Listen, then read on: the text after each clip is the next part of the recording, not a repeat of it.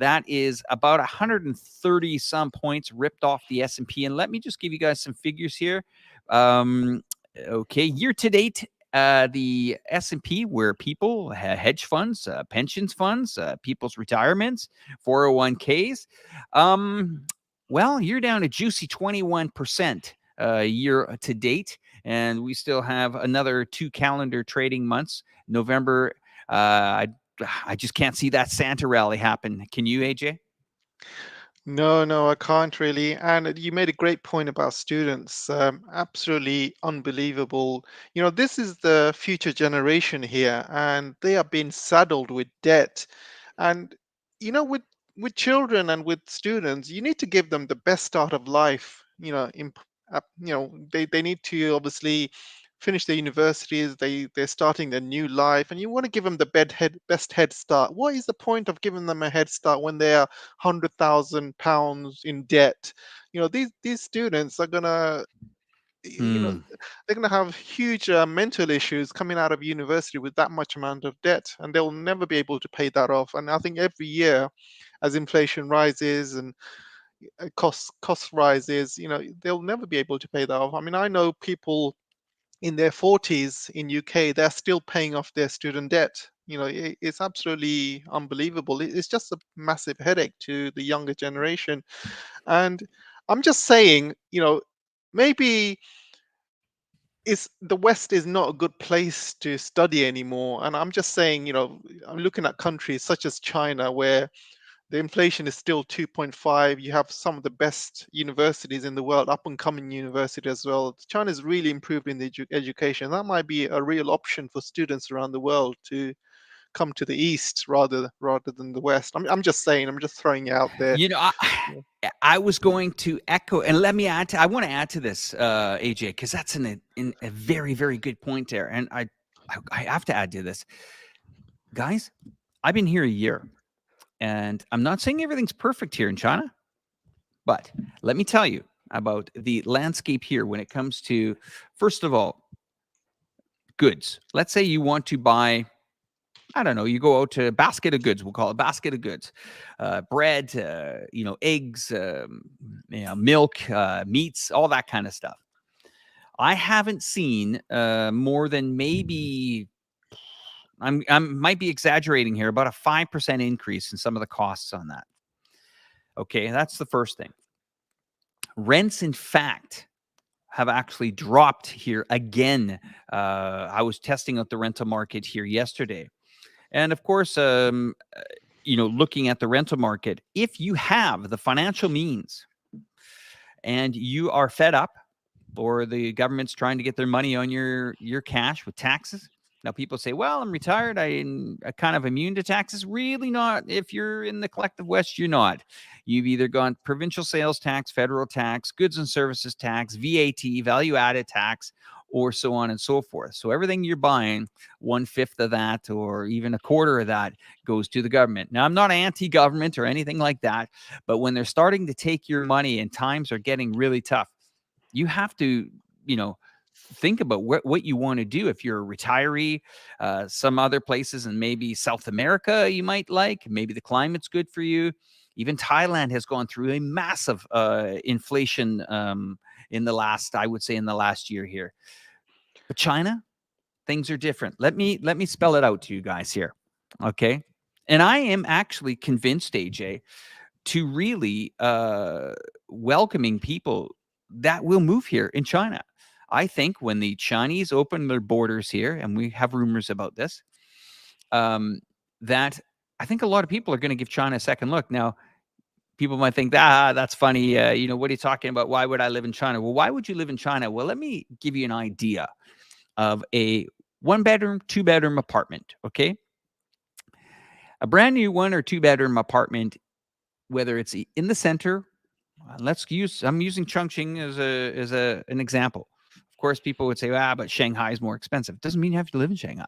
If you want to have a decent life, safety, security, living well, good square meters, give you an example, Chongqing. Decent apartment, brand new, fully furnished in this city, $300 US a month, something like that. Internet bill charge yesterday I saw was about $12. Heating, electricity probably about 50 or 60, and the food hasn't been inflated. Now, um, that might be a life that some people are happy with. Some people might want to go higher end. I went down and checked out the most luxurious development in the city here called Raffle City, one of the most luxurious prestige buildings. It's the icon. It's on all the postcards here in Yeah. Chongqing. A building like that will set you back about $700 or $800 in a luxury condo unit, okay, with a pretty decent view. Now, Wow, that's a if you really good want to go price. if you want to go cheaper, you can go under. You can go to $150 for a one bedroom, brand new. Okay. And it comes down to this. It comes down to surviving through this. This is going to be tough times, guys. This is not going to be easy. This is going to be incredibly tough. And, I've told all my family about a year ago, stop upgrading your cars, guys.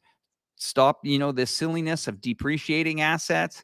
Lockdown, do what you can do. And what I mean by lockdown is lock down that spending. Why would you want to buy things that are inflated?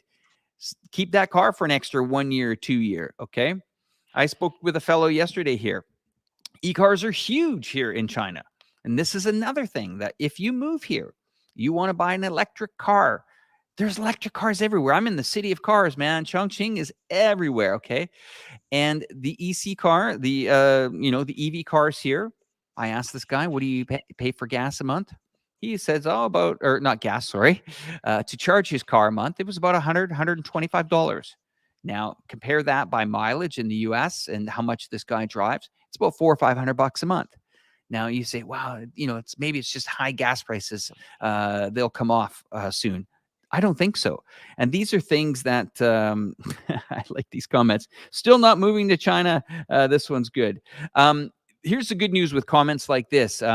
We will, when we are on the Let's Talk China, we will have a switchboard and we will have numbers, whether they're 1-800 numbers that you can call into the show. And we would love to hear your feedback on why you wouldn't move to China.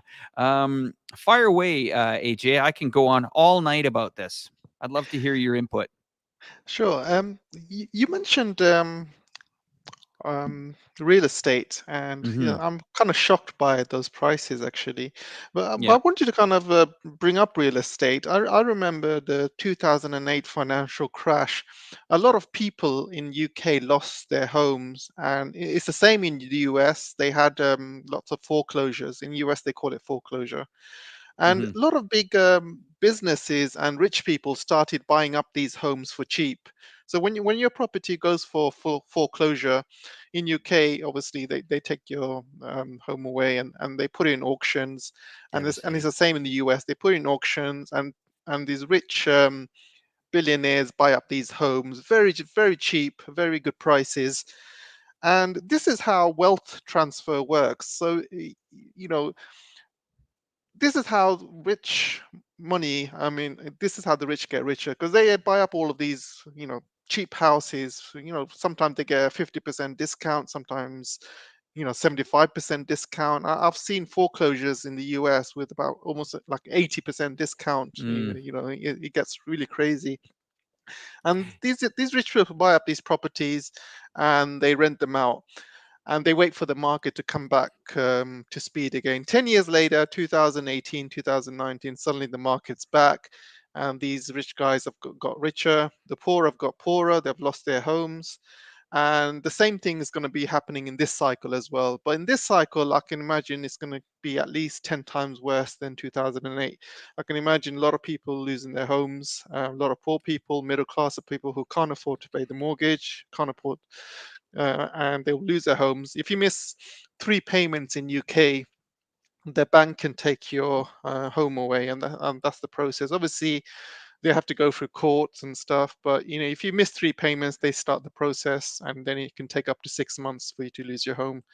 And the process is pretty straightforward. If you can't afford the mortgage, the banks will take it away, because as long as you're paying the mortgage, it's not your property, it's the bank's property.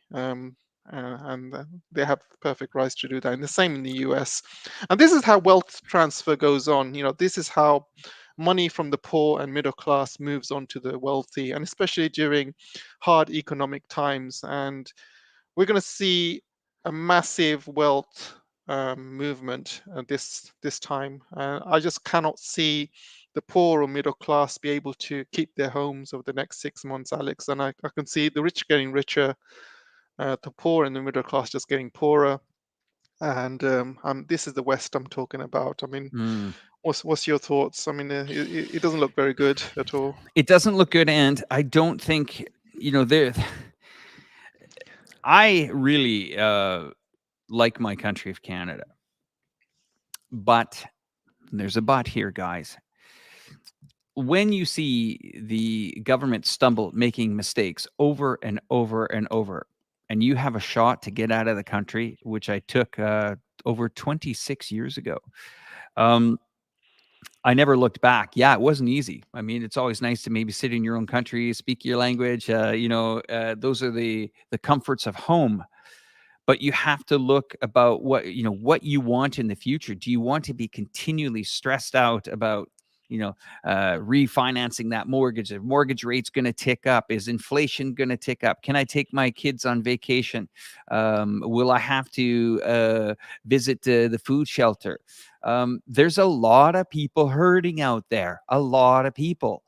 And we have to do what we can to try to at least, warn people that this is going to get worse. I would like to have wake up in the morning and see the beautiful sun and a nice rainbow and everybody's debts are all paid off. But this is recklessness that's happened. These are bad moves. I mean, not to get into the political part of everything, but what on earth was the United Kingdom thinking, managing a Brexit through a bloody COVID crisis? I mean, that has absolutely, I know there's arguments on both sides here, guys. I know there's pro Brexit and people that wanted no Brexit. Okay, got to remember, my wife's Lithuanian. Her parents went up and worked in the United Kingdom. They were taxpayers in the UK. They paid their taxes. None of this giving stuff for free and all that stuff. Even I researched that and didn't really get a clear answer about all that. But about other people that have gone to that country, I rather doubt that many people have the intentions to get into the United Kingdom. And I'm talking about Europeans, first of all, that were allowed to at one time to get into the UK there, that they would move up to the UK to get small benefits in one of the most expensive parts of the United Kingdom with one of the harshest climates. That's not really, and people would say, well, Alex, you got to understand these Eastern European countries, they don't have much. Really? My wife was Lithuanian. Her life in Lithuania was pretty good. And as they came into the European Union, their lives all continued to improve. Whether they left home to work, came back, saved money. I mean, just ask your average Polish person. The Poles are very good at learning skills, adapting, integrating in communities all around the world. So this thing about Brexit is we're starting to see the impacts of businesses. And let me be realistic to how this has really crippled the economy. And AJ, you know where I'm going with this. It's danger time coming in the UK.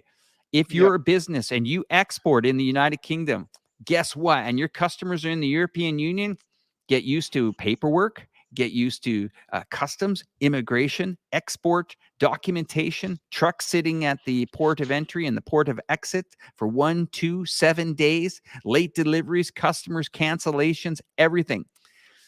It's done. You guys are done. You're done. Whoever told you you're going to get a great trade deal was lying or has been kicked out of office. Yep. So sitting ducks in the United Kingdom, absolutely. Economy going down like a tornado? Yes. Look what your currency's doing. Look at your inflation. And all the other jobs that were needed to help the farmers out, all those labor laws change. They can't have seasonal workers. They have to, tender out. All these impacts, the fisheries, the clients, everything. You can't, I mean, if somebody would have stopped and thought about this for a moment, I mean, I had a business In the Channel Islands, it's just between the UK and France. We saw the writing on the walls years ago. We said, oh, this is trouble. I had a business there, import-export business there, and they had a trade agreement with the European Union called the Low-Value Consignment Relief. And we did great 15 years. As soon as I heard Brexit coming in, you could just see, AJ, the paperwork that was coming into the small Channel Islands saying everything's changing. You have to adapt to the United Kingdom trade and commerce rules and import-export rules. Overnight, I said, we're done.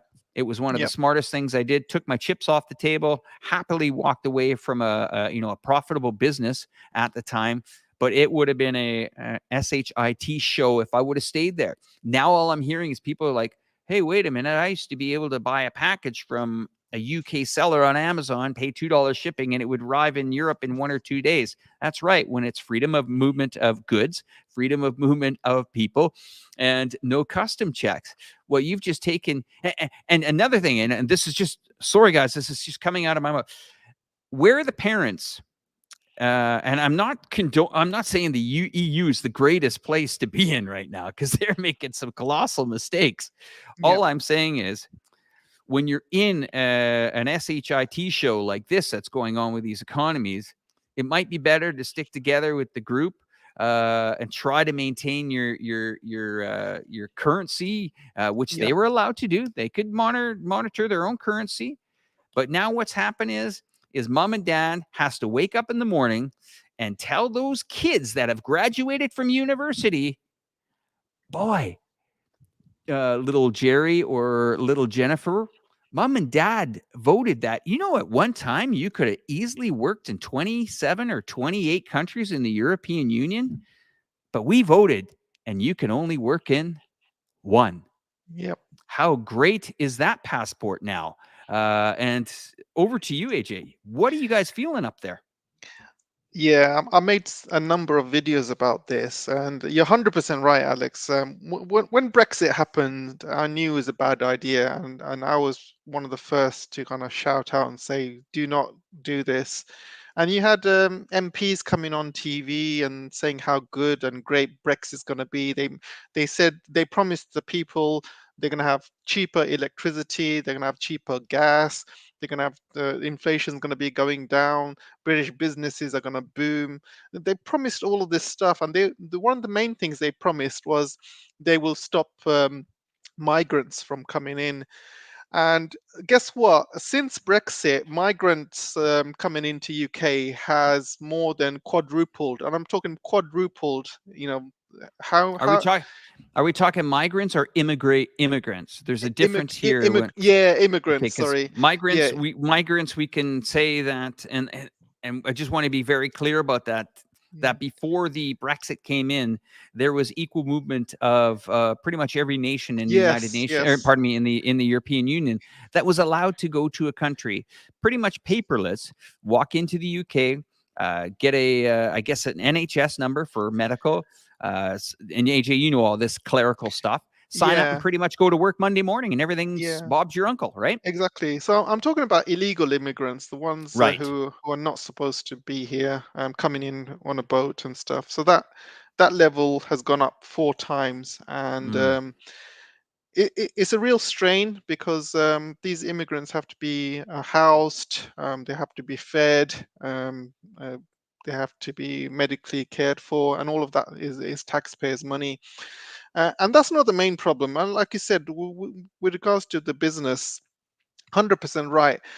Export businesses in Britain almost got destroyed overnight with Brexit. With all of this red tape, it wasn't really worth it for companies to do it anymore. Plus, they had to pay extra costs and stuff.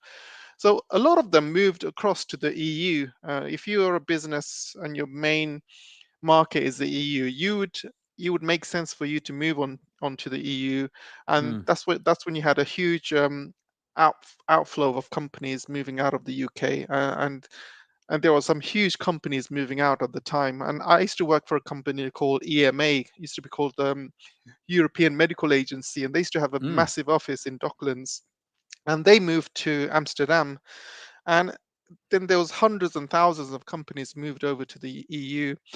And the ones that stayed in UK, they had reduced trade because of red tape, um, and a lot of them just shut down because it just wasn't worth it anymore.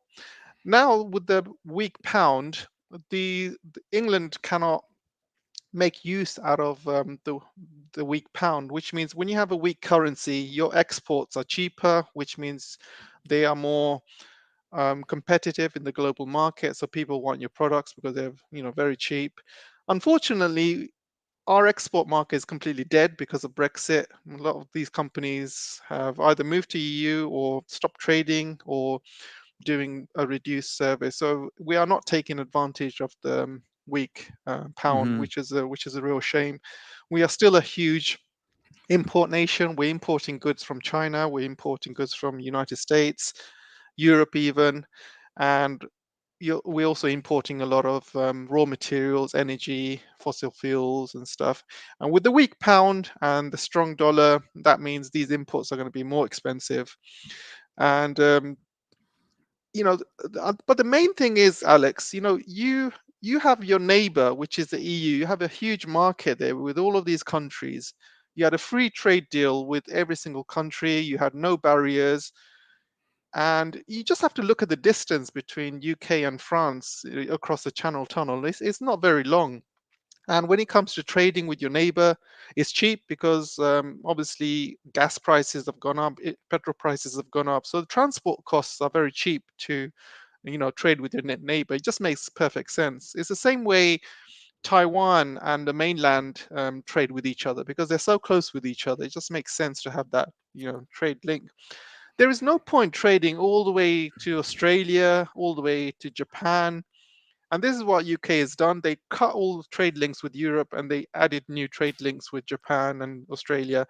You know, imagine the costs of shipping going all the way from UK to Australia. Imagine how long it's going to take. Imagine the costs because of the huge gas prices and petrol prices.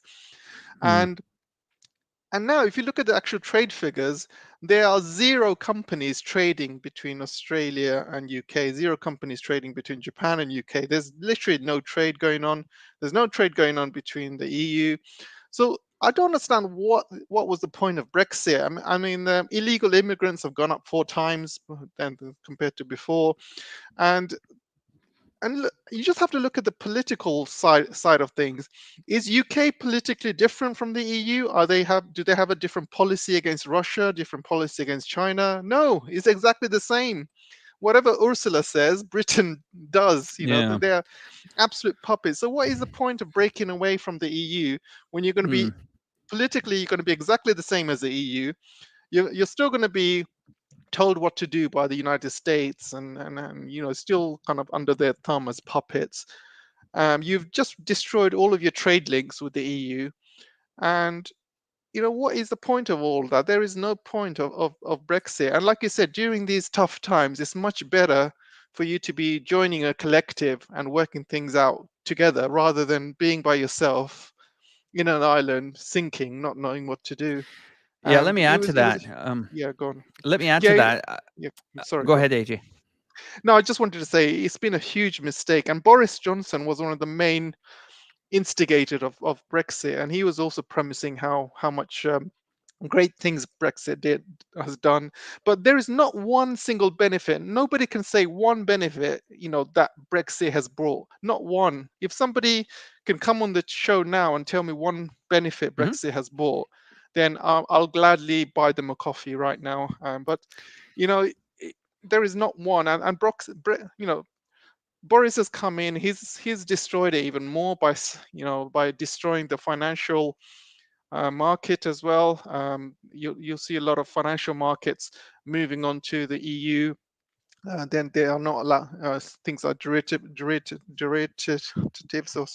derivatives, and also insurance is also moving out of London. A lot of financial institutions are moving out of London.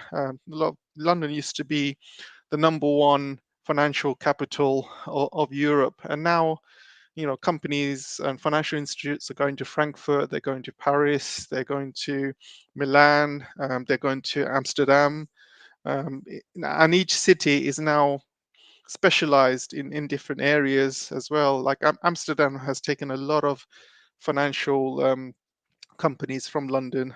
Frankfurt's doing the same, and you see, and now the rise of China as well. Shanghai's taken up a lot of insurance from the London market as well, and yeah, I think London as a financial capital has gone out, and now with the pound crashing, it just makes no sense for London to be a financial capital anymore. You can see more people moving out, more companies moving out, more people moving away from the pound, people selling off their bonds, shares, and it's just going to get worse, Alex. It's just going to, this spiral or this domino effect is just going to keep going. Over to you. I agree with pretty much everything you're saying there, AJ. I want people to understand that, we're not saying that UK should have never left the European Union because the European Union is perfect. The European Union is riddled with problems. Of course, it's riddled with problems. But let's back up a bit and let's remember what transpired before there was any chat of Brexit. Well, you had a pretty good economy in the United Kingdom. Yep. I believe the pound was about 154 to 1 US dollar at the time, maybe even higher at sometimes. Yep. But hey, what would I know? I've only spent 20 years in Europe and married to an Eastern European as well. So what would we know? Well, what I know is when I traveled to the United Kingdom, you guys were not part of the Schengen Agreement. And what that meant is your borders were still protected. They were still protected in the way that a guy like me had to go to the border check, exit France or whatever country I was going to, exit that. And I had to basically show my passport, get into the country. I was asked how long I'm entering the country, how long for, vice versa. And then when I leave, I leave. Okay. Same can be said about Lithuanians, Romanians, many other countries that were traveling into the United Kingdom. There was border patrol stops. So if Brexit was about, I would say it was mostly surrounded about trying to keep or get our borders back. Well, then why didn't you guys hire another 5 or 10,000 people to protect those borders? Okay. It's not Spain's or France or anyone else's responsibility to stop people from jumping into the water that have nothing. And Exactly. second of all, some of these problems we created because we disabled some of these countries. I don't even want to get into what we've done to Libya and, all that chaos that we've caused down there or in the Middle East. Everyone say, well, we should protect our borders. All these people are coming in. Why are they coming in? You have to ask, first of all. Everybody says, oh, because they want a greater life. I think arriving with a bag, with a T-shirt is one hell of a risk to try to get your life better. But when your country's been destabilized by the collective West, which what we're seeing, I'm surprised. Like, where are the 20 million Russians that have fled Russia? Shouldn't they be pouring into Estonia, Latvia, and Lithuania and Belarus, coming through the borders and pouring into Poland? No, because these people have common sense. They figured it out that this whole system's broken. Also, adding to the pre-Brexit thing. So, the United Kingdom, they had their own laws. Okay, yes, you have some European laws, of course, but the UK had their own laws, their own legal system, their own currency, okay, their very own currency, all right? They are also, and I'll give you a little bit more to this, they had their own control of their borders. So what did they really want? They wanted out of the European Union because they're concerned about the migrational people that are coming in that maybe help increase the population and maybe help the lower skilled paying jobs. That could be one thing that maybe they were upset about. Let's see. What else could they be upset about? Could they be upset about, I don't know, no jobs? Do they want the jobs that some of the Eastern European countries were doing, like cleaning factories, driving buses? Okay, maybe, maybe not. I don't know. The other thing that you have to look at is, what happened to that country? I mean, AJ, this used to be the beacon, the country that everybody wanted to move to. And then Yep. people got there and they said, wait a minute, the weather is, it's okay. Uh, but the price of everything has gone through the roof. How can I get a better life here? And that's what I was trying to say. I've had so many arguments with people, saying to me, oh, but they make $5 they make $5 a month in Lithuania. Of course they would move. Have you ever been on a plane to Lithuania? Have you seen what that country looks like? It's safer. It's the I can say the women are amazing because I married one. I've been with her for 20 years, but I've been in that country as well. So this whole thing about Brexit was going to bring massive brand new trade deals. I'm not saying that the European Union is the greatest thing for the United Kingdom to be in at all, but I'm saying that right now, this is a pretty volatile ship to navigate through the waters. And it would probably be in your best interest to stay with a market that was 3 or 400 million people that you were selling to, dropping off goods, enjoying cheap flights. And let's not forget, AJ, let's not forget, what is it? 800,000 people are living in the Costa del Sol down in Spain that are British down there as well. So isn't there migration going on from both sides? Where, yes, maybe the Eastern Europeans can get some jobs to work. And of course, they are highly intelligent, very educated people, that's for sure. And the Brits get great healthcare to relax in nice climate in down in Spain. Am I missing something here? No, you're not missing anything, Alex. Exactly spot on. And a lot of these migrants who actually went to Spain, they're all coming back now because Spain has changed the rules. In order Oh, for you to stay in Spain, you gotta work and you gotta provide, help the economy. You gotta pay your taxes. A lot of them actually went there as retirees, so they don't really have jobs and stuff. So a lot of them are forced to come back, and because of Brexit. And the funny thing is, Alex, a lot of them voted for Brexit, and now they've been forced back into UK. yeah, Um, uh, when we talk about trade, you have to understand EU has already got loads of the best trade deals with the rest of the world, and yeah. EU can negotiate a very good trade deal because you have a huge market, all of these countries, um, and all of these trade deals around the world has already been negotiated. But what does Britain has to offer? So when Britain, as a new country, for example, goes off to Japan and said, "Oh, we want a free trade deal with you," Japan will look at UK and say, "Oh, what can you offer? What can you offer that the EU can't?" Because the EU is a much bigger, collective. So many countries in there, and it makes sense to have a good trade deal with the EU. But when the EU, when the UK come in, they're not going to have the same trade deals that the EU does. So this is why leaving the EU is such a bad idea, because you are not going to get the same level of trade deals as the EU, and the trade deals that the UK has with Japan and Australia are actually benefiting Japan and Australia more than benefiting the UK.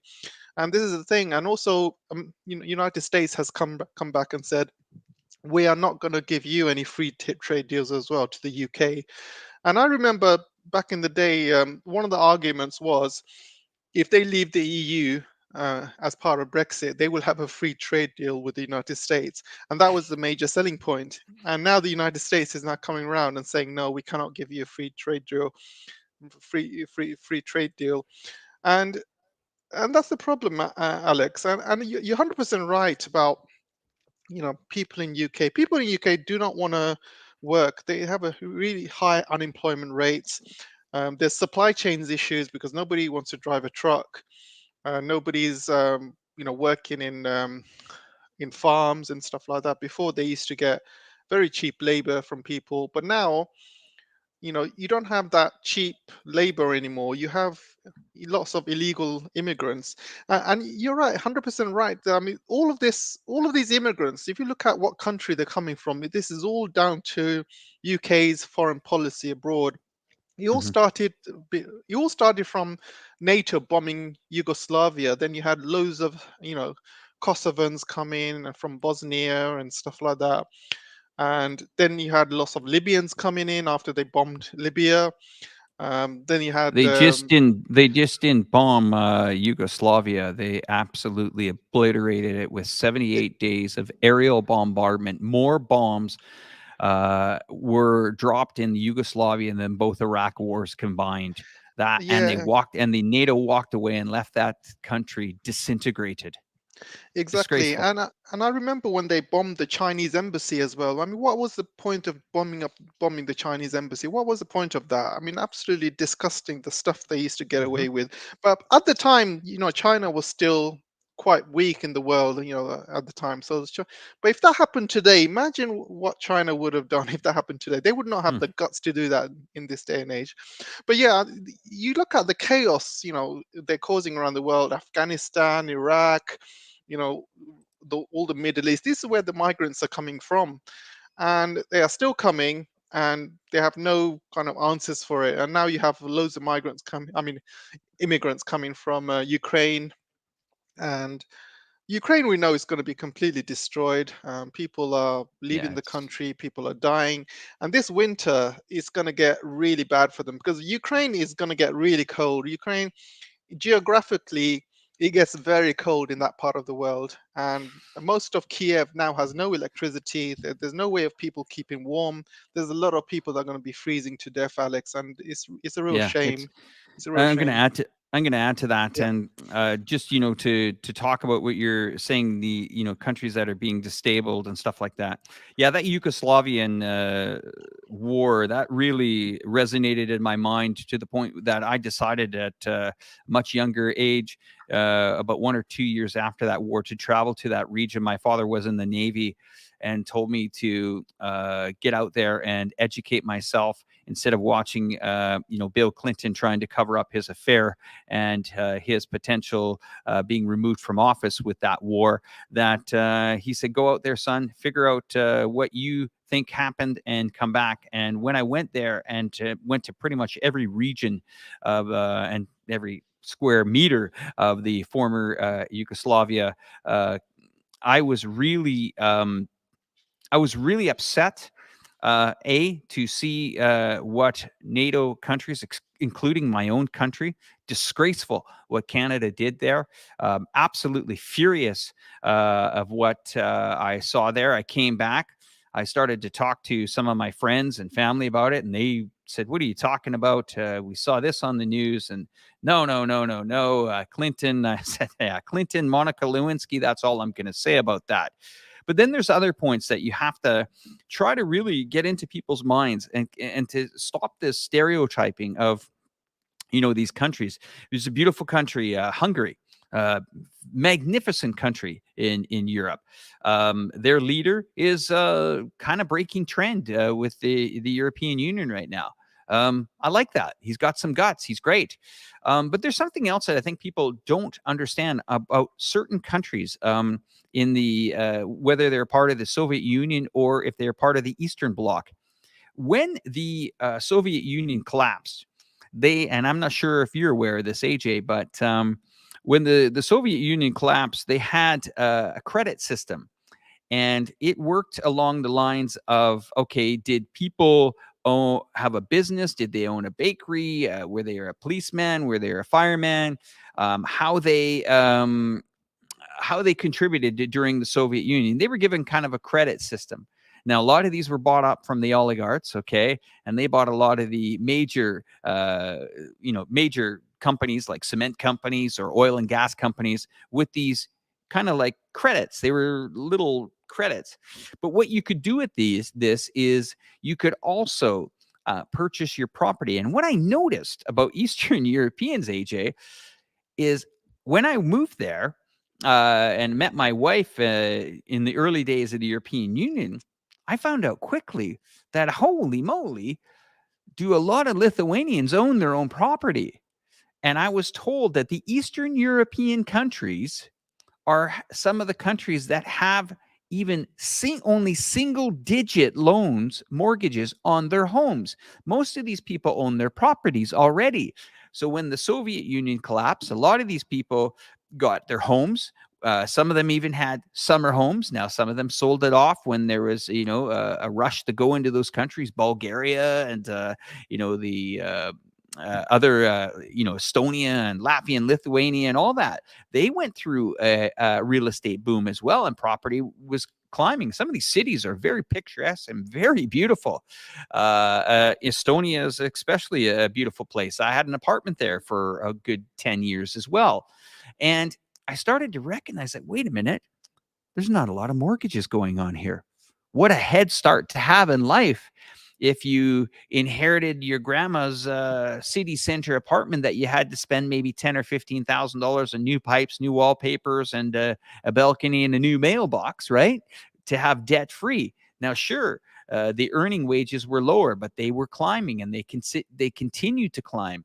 And the education system. So these European countries are no longer the whipping horses of the European Union anymore. Oh, no, no, no. That ship has sailed a long time ago. The other thing that I want to point out, about this European Union and this Brexit thing, yeah, I would love to have someone come on this program and tell me how do things get better? Here's one example I can give you, AJ, that should pretty much throw a lot of water on this fire of Brexit was the way to go. People kept saying to me, well, we can buy our beef in Australia, and we can buy our butter in New Zealand, and we got the Commonwealth. The Commonwealth, being part of the Commonwealth, I'm Canadian. I'm allegedly part of this Commonwealth that still I have to get into a second lineup at the airports when I'm coming into London. That's how great my Commonwealth passport, who we share Queens with in the United Kingdom, invites me into the country. I'm in the same lineup as the other passports guys. The other passports. That's a Canadian going into the United Kingdom. And I never understood that. But no, I never felt really, really welcome there, even though it's a lovely city. But let me get to my point. My point is the following, is that if you run a restaurant or a hotel in London and you were running out of wine, you needed wine, all you had to do is call Paris. Paris would throw a crate or two onto a truck. That truck takes the channel, cruises through there on the lorry, the next day delivery. Now, how's that working out for you guys? I mean, wow, we can get our wine from Australia. Oh yeah, the stuff that goes on the big truck, the big 40-foot containers that, I don't know, takes anywhere from 40 to 60 days. Oops, that used to cost $3,000 or $4,000 shipping end to end. That now a container that might cost 15 to 20,000. How's that working out for you? And all these countries that continue to sever these ties with China. I'm hearing the UK wants to sever ties with China. France, who said that they will supply Ukraine with electricity. Wait a minute. 2 months ago, it was the Ukraine saying they would supply France with electricity. What the hell is going on, guys? I mean, what's going on? What's going on? I, I, before I continue, I just saw that news flash you made about Pakistan's Imran Yeah, Khan being shot terrible and news. wounded. And it's an absolute shame. And Pakistan is a country, again, you were talking about how US gets involved. You don't have to be blowing up a country to completely destabilize it. You can use a country like Pakistan, arm some rebels and stuff and put the country into chaos. And this is what's happened in Pakistan. They had a good prime minister, as in Imran Khan. He had really good relations with Russia. He had really good relations with China. And the US decided, no, we can't have that. We can't have somebody with good relations with China. We can't have someone with good relations with Russia. And we need to get rid of him. And they got rid of him. And now they're scared of him coming back into power, and they're trying to get him shot. And it's absolutely unbelievable how the US is treating countries around the world and using their color revolutions and arming these rebels and terrorists. And Pakistan, my wife is from Pakistan. Even she's absolutely disgusted how Pakistan has been treated over the years. I mean, Pakistan at one point was one of the richest countries in Asia, richer than India. He had a GDP higher than India at one point, and it was very rich, really cosmopolitan. They had very good links to the West, and they were a very good ally of the West at the time. But now you just have to look at Pakistan. If you go to Pakistan, the whole country is absolutely in ruins, and it's down to corruption. It's down to the West putting sanctions on Pakistan. It's also down to lots of color revolutions and stuff. And China obviously tried to help Pakistan. They wanted to do this CPEC, Belt and Road CPEC link, and they wanted to use Gwadar as a port and send goods back and forth from China into Gwadar. Unfortunately, that hasn't happened as they planned. I think China spent over 63 billion on that project, and still to this day, it's not complete. I believe it's around 20% complete, which is really bad.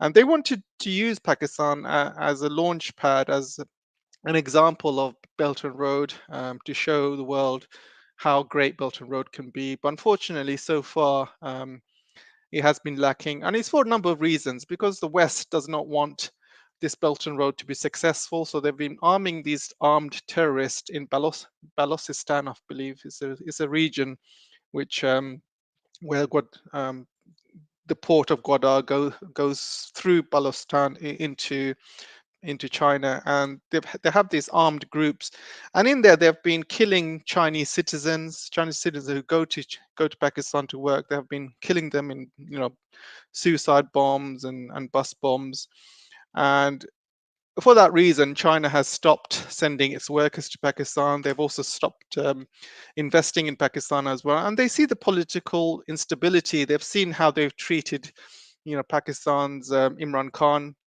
and and they know that the current prime minister of Pakistan is an absolute puppet of the West, so they are not supporting him whatsoever. I believe he's due to come to China to kind of beg for some money and stuff. He's not going to get it. They know he's a puppet of the West, and that guy who runs Pakistan, he is probably more corrupt than Zelensky. Hmm. He has got properties. He has got properties, millions, if not billions, in London. And before he became prime minister of Pakistan, he had a court case for corruption, and he was supposed to turn up in Pakistan to attend this court meeting. He didn't, because he said he had health issues. And suddenly, they got rid of Imran Khan, and suddenly he doesn't have any health issues. He comes flying into Pakistan and takes on this role as PM. And his main role is to get as much money as he can from China and destroy these projects even more. And he's been doing it. People don't understand. Oh, he's been doing it on the sly. He's been stopping a lot of these projects. He's been taking a lot of money from these projects. Personally, the corruption is back in Pakistan, and I believe China knows this, and they're not going to give him any more money because of that. And it's a shame how you know these corrupt politicians are absolutely destroying Pakistan, really. And it's all down to the West, and Pakistan will never improve unless they get rid of this corruption problem. And this Belt and Road CPEC project will not finish until they get rid of these corrupt politicians as well. And a lot of the money, which was meant for the BRI, got siphoned off as well. So there's a lot of problems in Pakistan, and now they've had this flooding, which made it even worse.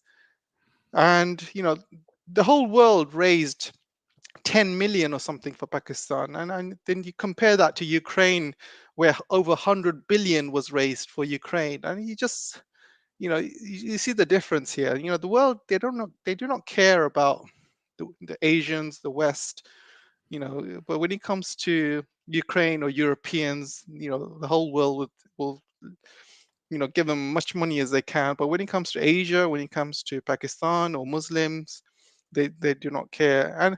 Uh, and also, Alex, there are still a lot of brainwashed people in Pakistan who still want to be part of the West, and I believe this is a lot down to brainwashing.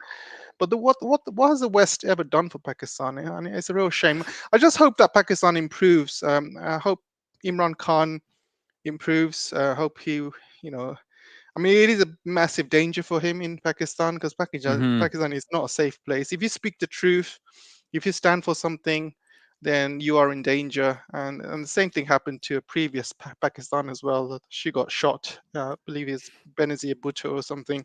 She got shot and killed, and she was doing some great things for Pakistan at the time as well. Unfortunately, the West cannot stand any leader who's doing the right thing, and he was doing the right thing. He was building ties with China, building ties with Russia, signing up for energy from Russia, cheap energy pipelines from Russia. He was signing up for all of that. But no, the West did not want that. So they got rid of him. And now they're trying to get rid of him completely by killing him.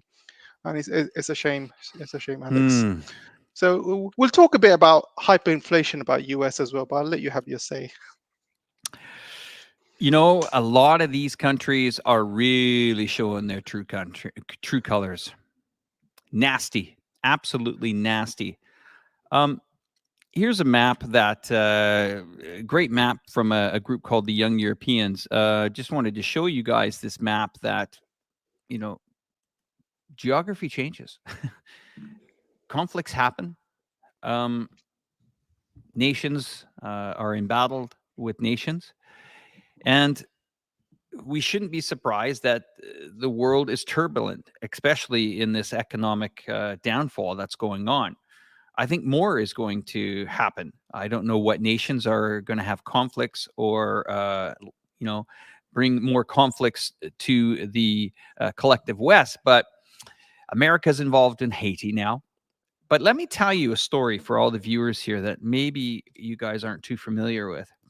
A few years back, Meng Wanzhou, who was one of the top executives and the 8th richest person in China, I believe, she was a top executive at Huawei.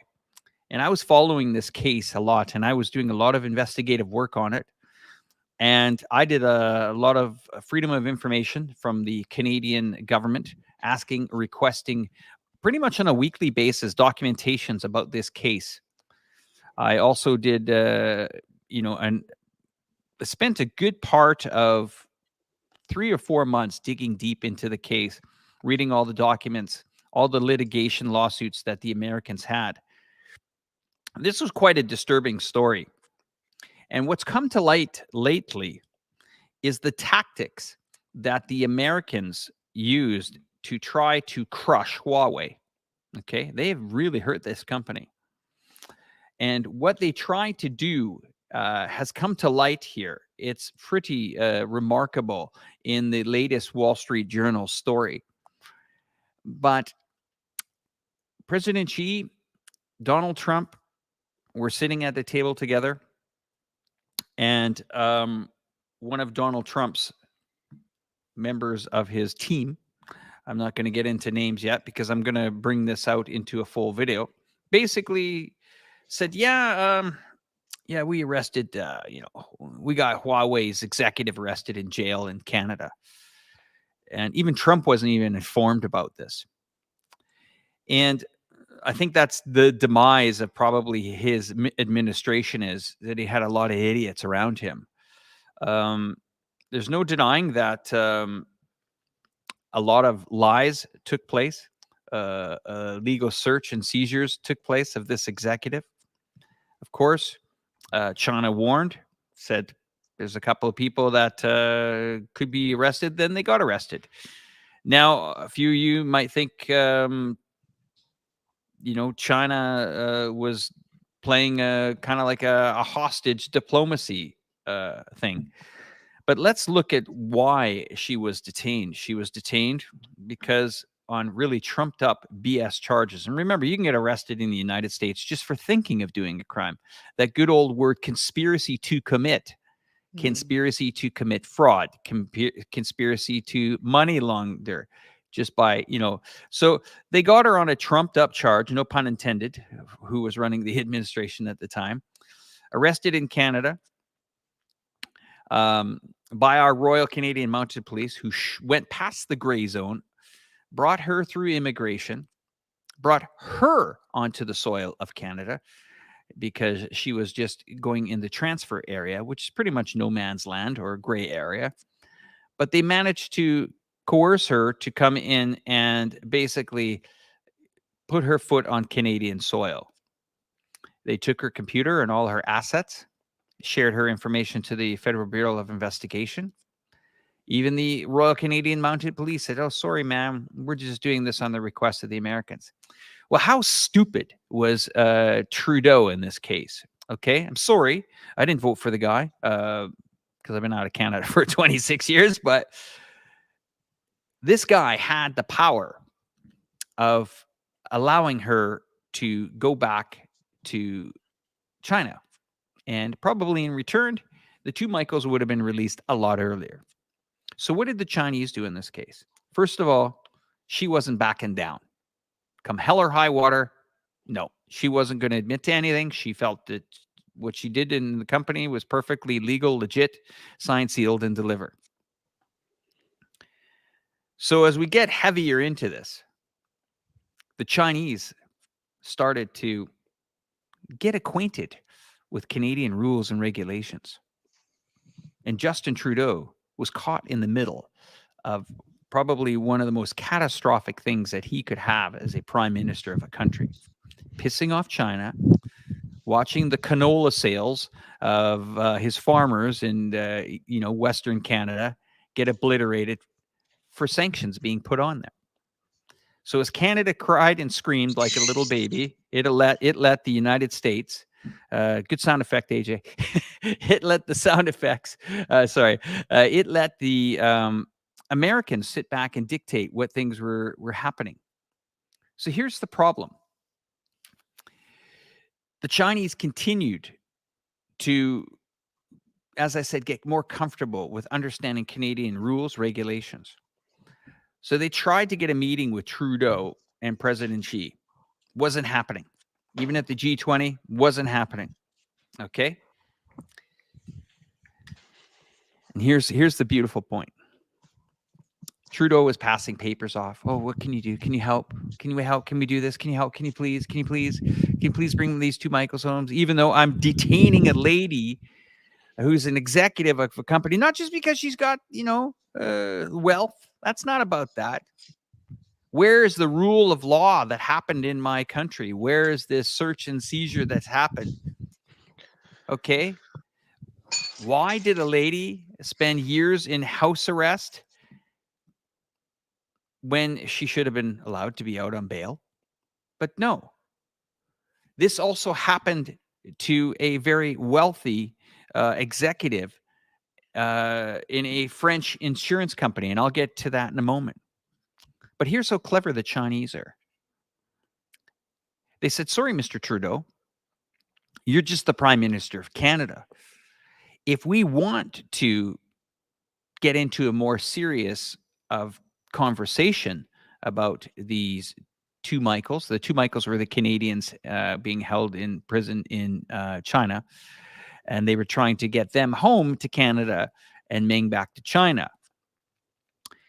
Well, one of the executives in the high government in China said, Mr. Trudeau, unfortunately, you're just the prime minister. If we want to get to the bottom of this, we'll go to the real person in charge, and that's the Queen. And that was a little bit of an embarrassment because they immediately followed that up by saying, wait a minute. In the Canadian laws, the prime minister has the ability to stop extradition. So, Justin, what are you talking about? United States, in the 11th hour, decided to put an agreement together that said, We'll let her go, but she's got to admit fault. Oh, no, no, no. Not happening. Didn't want the deal. Forget it. Not happening. Let's take it to court. Let's go to court. And this shows you the power that the US government had. Even their own Department of Justice didn't even update the President of the United States at the time. Okay. The Secretary of State, I mean, Mike Pompeo is an absolute idiot. Sorry if you like the guy. I think he's a joke. But the way that Canada handled that, China stood up for this person. And I think China will stand up for most people. And it's incredible that a Canadian government, where we have allegedly sovereign nation of Canada, can buckle that easy to the Americans. Just shows you, my fellow 37 million Canadians out there, look out. Apparently, you can be extradited because of a bloody PowerPoint presentation. That's all they had for evidence. Don't believe me? Go check it out. Department of Justice, put in Huawei executive and see what they put in there for discovery. An old PowerPoint presentation talking about company structures that even the Department of Justice had to get legal advice on because they didn't even understand it. These Keystone cops in Canada were an absolute joke, spending people's, and thank God. And you know what this woman did? Meng Wanzhou. She spent millions and millions and millions and millions of dollars. And yes, you guys are going to say, but she has the money. She has great lawyers. She spent millions of dollars to set a precedent for us as individuals, that the next time that America tries to pull this crap, there's an outcome on the books there with laws. There's something that people can refer back to, and they can use what she has done to fight, and they can use it in legal cases against the Americans when they try to do this. And I'm not anti-American, guys. Remember, I've told you guys many a times, I was one of those young guys at 18 years old that went down to the United States, wanted to live the American dream and all that, but things have changed.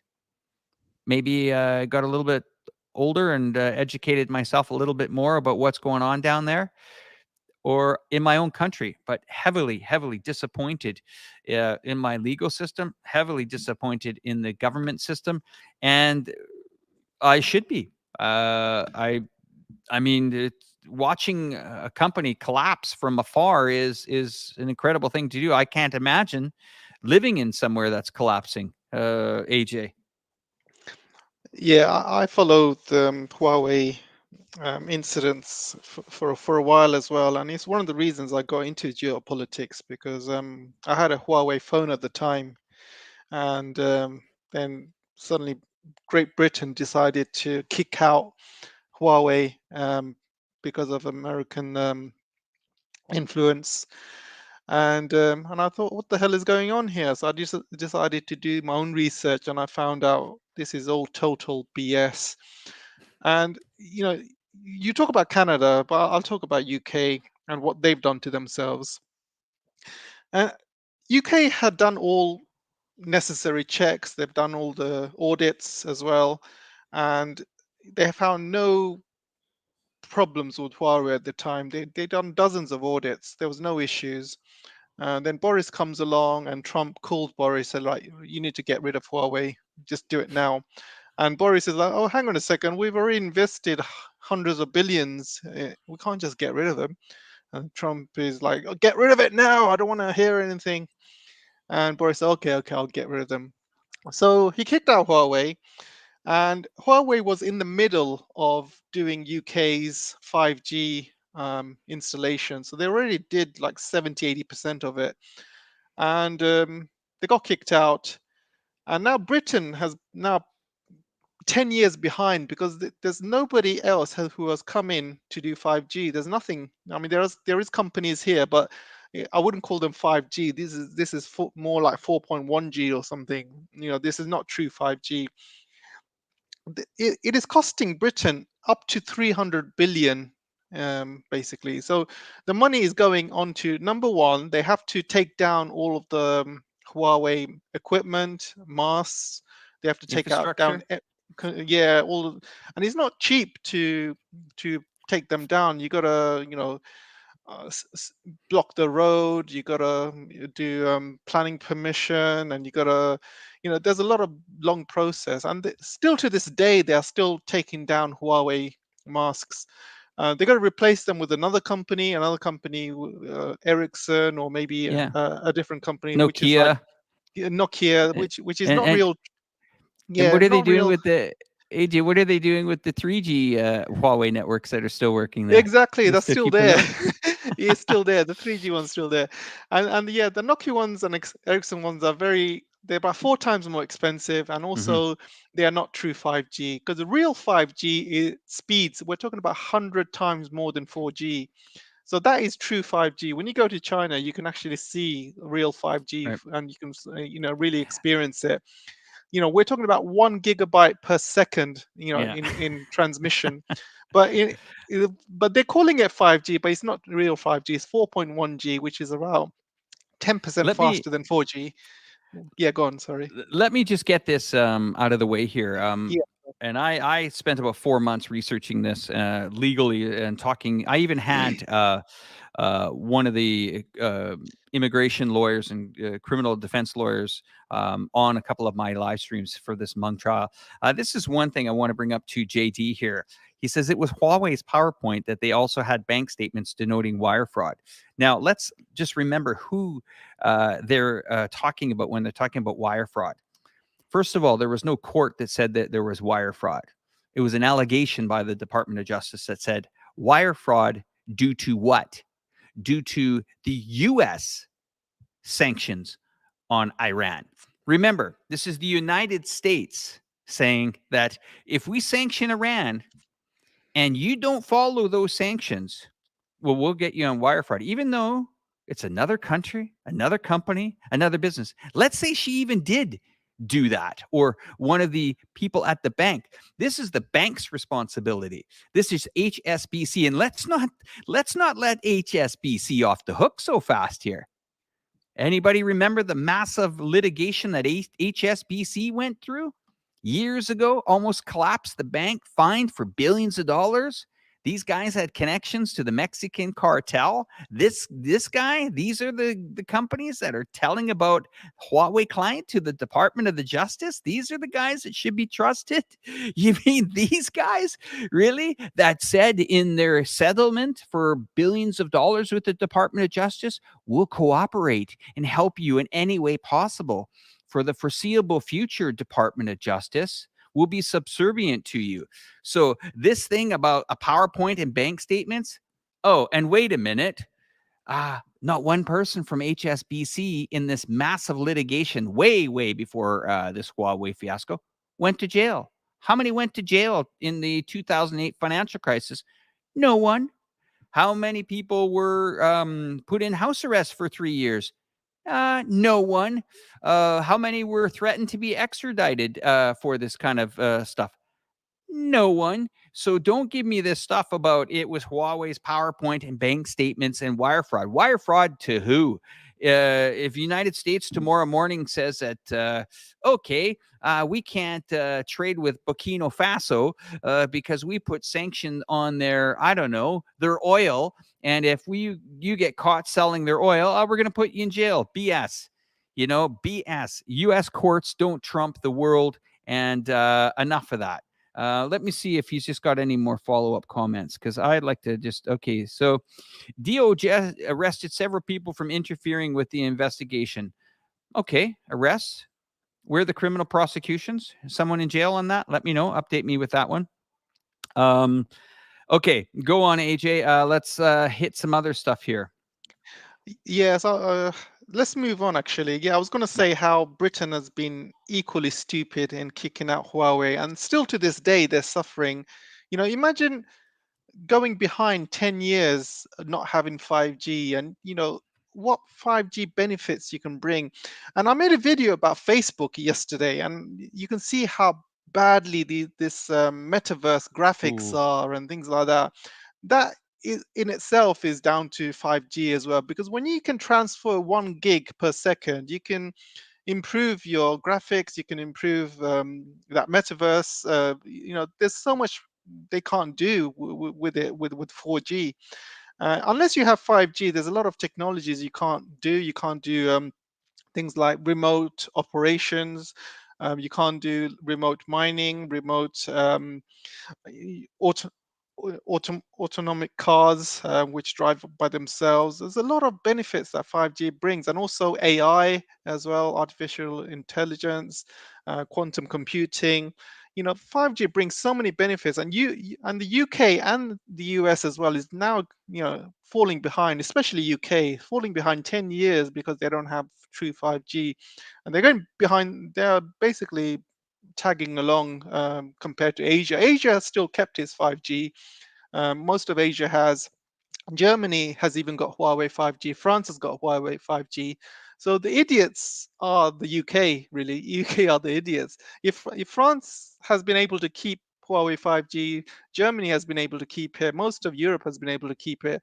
Why did UK kick them out and put themselves in a really bad state? It just doesn't make any It's sense. incredible. And you know what's funny is that people feel that, oh, my phone, I've got a Huawei phone, it's being tracked. What you guys thought?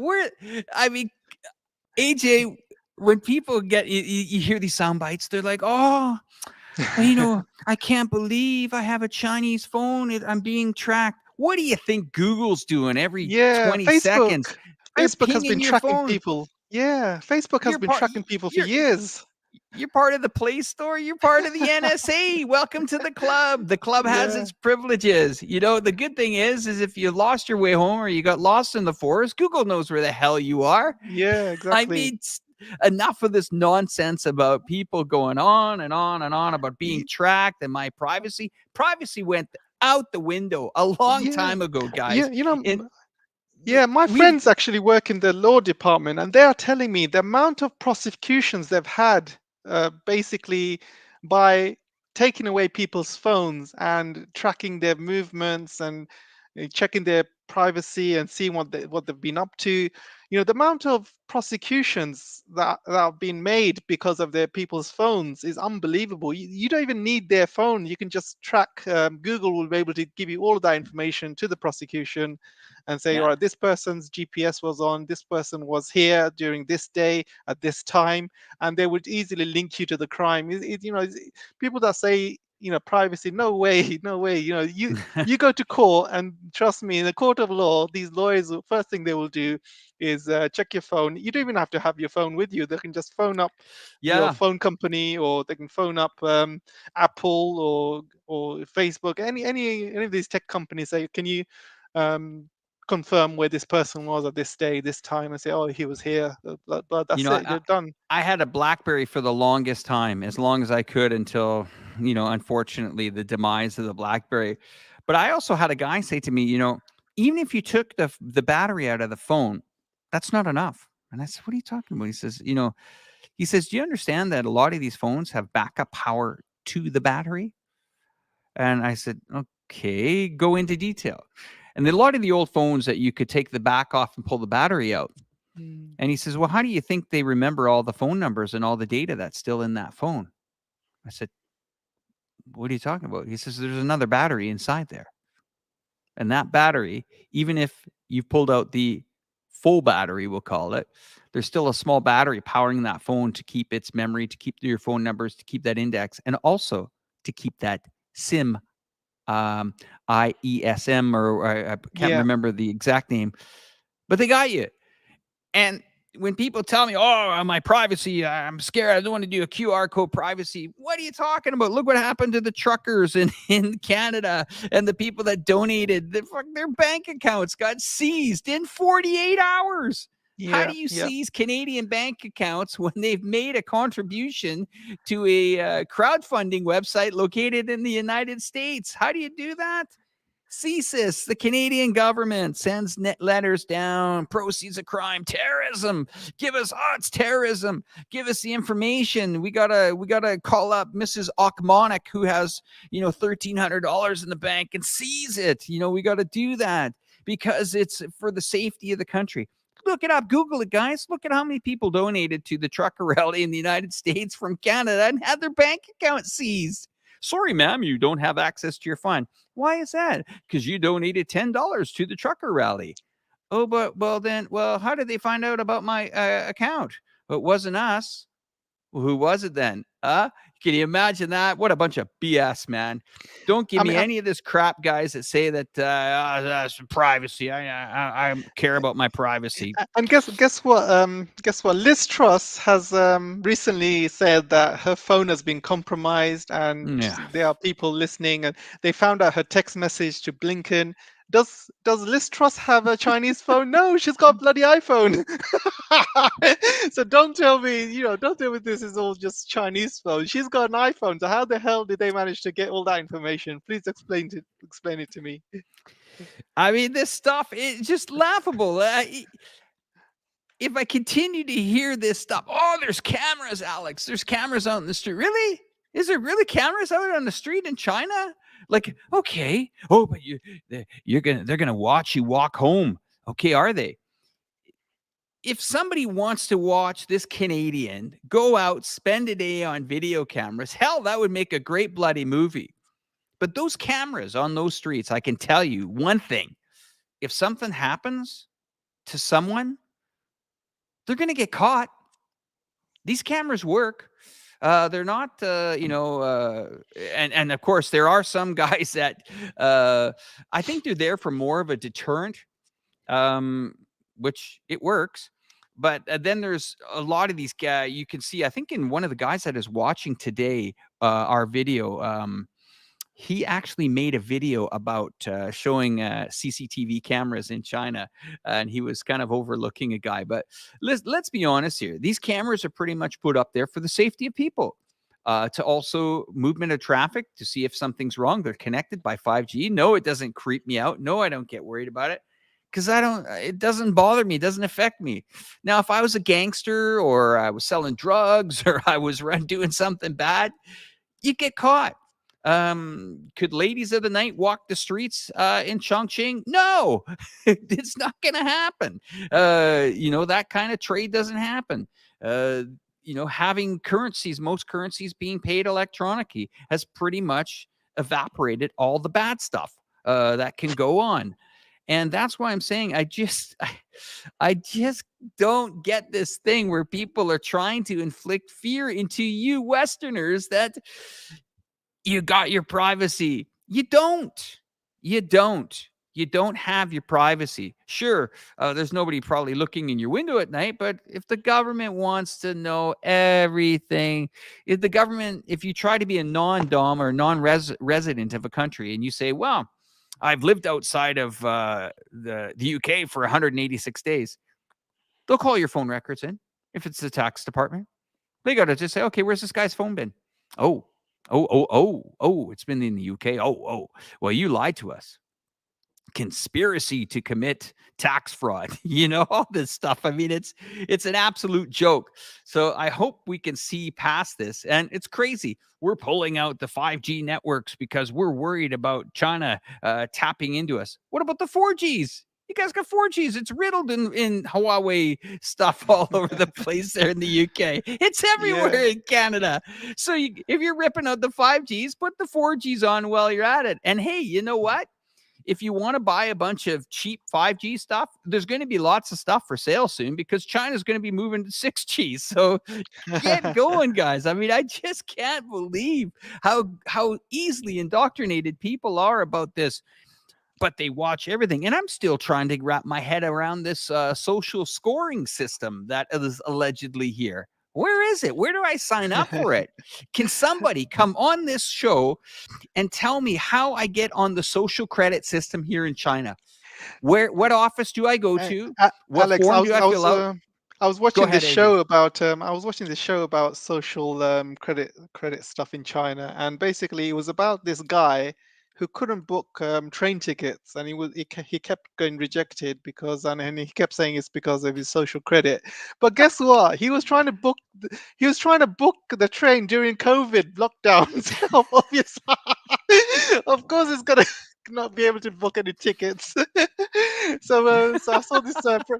So basically, I saw this guy basically debunking it, saying, "Oh, he was trying to book it during COVID lockdowns because you can see on his phone the date he was doing it, and you just have to Google the date on the Chinese calendar. You can see that was the date when the city was in lockdown, and he was trying to get out of the city." And he couldn't book it. He kept blaming the social credit system. So let's say there is a credit system here, okay? I bet you it's probably if there is, okay. I'm gonna ask somebody tomorrow about it because the last time I always ask some of my Chinese colleagues about this stuff, they look at me and they go, "What? Like, what are you talking about, Alex?" And I go, "No, but." So I'm gonna try to keep a straight face tomorrow, and I'm gonna say to somebody, "Can you help me out with the credit system here?" Now they're gonna say, "You need a credit card?" And I'll say, "Well, is that connected to the credit system?"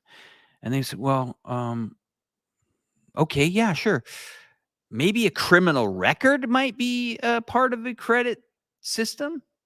And if it is, it's a pretty good system. Okay. It's just like if you were a criminal in Canada and you tried to go into the United States, that record is probably shared with the Americans, vice versa. So is that a system? Is that a social credit system? I'm still trying to wrap my head around it because I haven't seen. And in China's pretty open with their stuff. You go past a police station, it's just to the police department and the Bureau of China. Okay. Shouldn't there be a massive big building that says you're here at the social credit system, and you go in there and you should be able to sign up? Find it for me, somebody. Find it. Love to see it. Yeah. And another thing, Alex, a lot of viewers don't know that one of the reasons why Huawei got kicked out from United States and Britain is because Huawei refused to add a backdoor to their network. And Yeah. this is one of the things that the US government does. They want a backdoor to everything. They want a backdoor to crypto. They want a backdoor to 5G, to 4G. They want a backdoor. If you're a tech company, they want a backdoor to your database. They want control in everything. And one of the reasons they kicked out Huawei is Huawei refused. They said, no, we're not going to give you any backdoors. We're not going to allow you any access.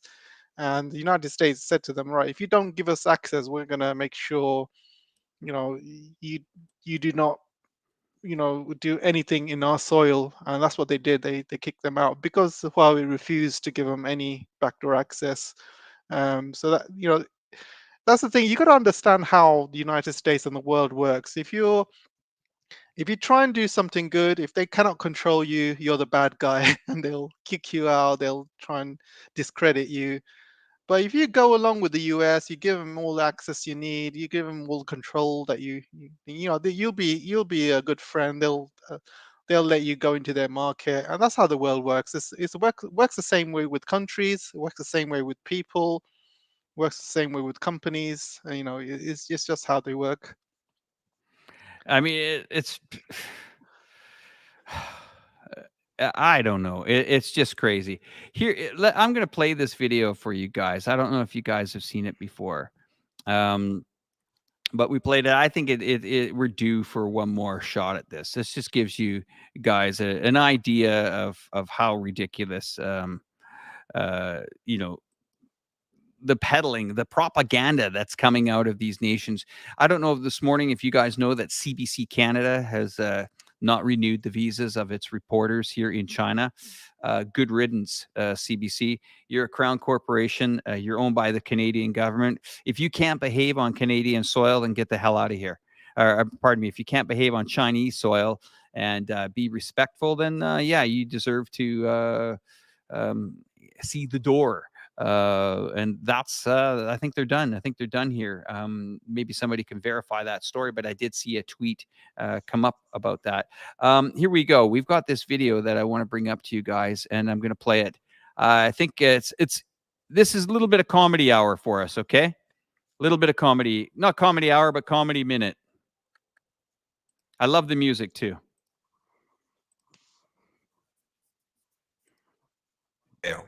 70th U.S. Secretary of State, and now chairman of the advisory board of the new center. As you can imagine, there's a lot more job security in this gig than the one in my last one. And the coffee here is a lot better than it was at 5 Bottom as well. Our goal with these videos, pretty simple, to talk directly to the Chinese people about US-China relations. And that's what we'll start doing with this series over the next few months. And then we'll keep it up. There's a reason we're doing this. The Chinese Communist Party doesn't represent the Chinese people. It's that simple. The CCP is a one-party, totalitarian, political organization committed to a foreign, anti-Chinese ideology. It started out as a group of brutal, radical extremists. And frankly, not much has changed. Now let's look at this for a moment. I'm pretty concerned here, AJ. I think that, maybe he's doing this under duress because it looks to me like he's reading from a script. Yeah, he's And I'm, definitely reading from the I'm script. concerned for Mr. Pompeo's safety here because these words don't sound genuine. It's very, very creepy, isn't it? Let's continue to listen. The worst mass murder in history was Mao. His victims, mostly Chinese. The same is true of Deng Xiaoping, who murdered pro-democracy protesters in Tiananmen This guy Square. is an absolute Xi Jinping joke. continues that communist legacy even today. So what No would bigger enemy for the CCP than you, the Chinese people. So I just had to show that again. If there's any doubt in my mind that some of these administrations that are run in America are run by absolute idiots, all you got to do is continue to watch that a few times. That's the most ridiculous thing. And now that guy is on the sanction list. And we've said this before, AJ. The reason why he's peddling cheap YouTube videos and working for institutes like that do hit pieces on China is because most Fortune 500 companies are connected to China in some way, some form or fashion, and he can't work for them because he is sanctioned. Nice one there, Mr. Pompeo. I can't even call him Mr. Pompeo. The guy's a jackass. He's a jackass. Yeah, He's an idiot. We have somebody similar in UK called Ian Duncan Smith, and he's also in the sanctions list. And every time China pops up, he pops up his head from somewhere and said, "Oh, China bad, China bad," and he's exactly doing the same sort of ridiculousness. Didn't he party at Gordon Chang's house? Yeah, he did. So here's an interesting tweet I want to bring up, and then we'll get into what you have to say there, AJ. One second. Sure. I just want to bring this tweet up. This is getting a bit of traction here on Twitter. You guys can pretty much read it for yourself there, or I can have a quick read for you guys.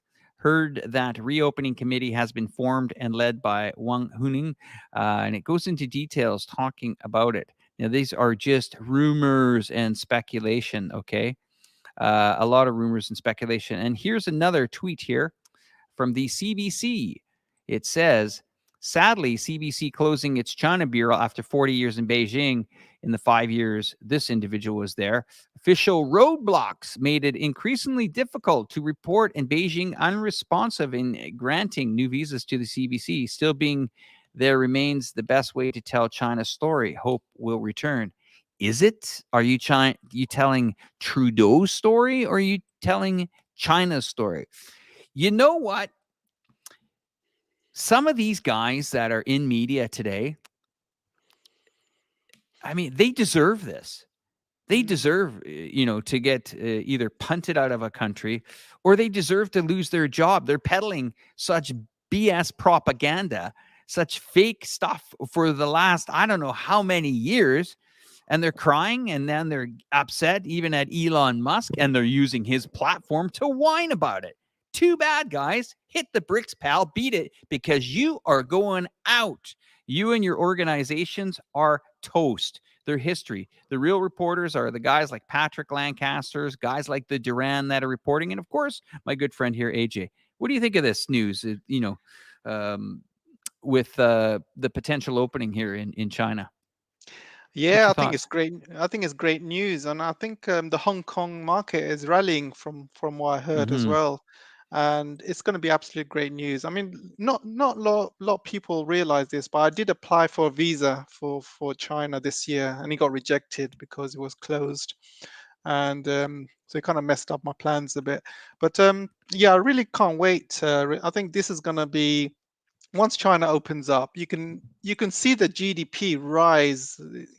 People are going to be coming in, and the companies are going to be coming in investments going to shoot up. There's going to be a lot of students coming in, a lot of visitors coming in, tourists, and I can imagine China's GDP just shooting up, going through the roof, and yeah, it's going to be great. I think it's going to be great. I think a lot of people don't realize that China has been closed for the past couple of years, and their GDP figures are based on the country being closed. So imagine what it would be like if it was open. I think that GDP is going to shoot up. And so they've been pretty much running the economy with their hands tied behind their backs. China have, and I can imagine there's a lot of people who want to visit China, want to kind of see what China's done with infrastructure, and China's changed a lot. When I was there, I think I was there like more than 10 years ago. It was still lot of parts of China were still poor and undeveloped, but 10 years is a long time in China. Some cities, which one developed now, shining beacons like Shenzhen, things like that. 20 years ago, that was a fishing village, and now look at it. So 10 years is a long time in China. So I can't wait to kind of visit China again, and I'm sure a lot of people around the world want to go there and see for themselves how China has changed over the years, and what China can. They want to see the high-speed rails. They want to go and travel around and see things. I'm pretty sure. Once your border opens up, tourists go there, they spend money, and that obviously helps bring income to the country as well. And businesses go in, businesses open up in China. People, factories start popping up because you're open. That means you can go in and out of China whenever you want, and things. It's going to be a lot of great benefits to China, and it's going to definitely shoot up its GDP.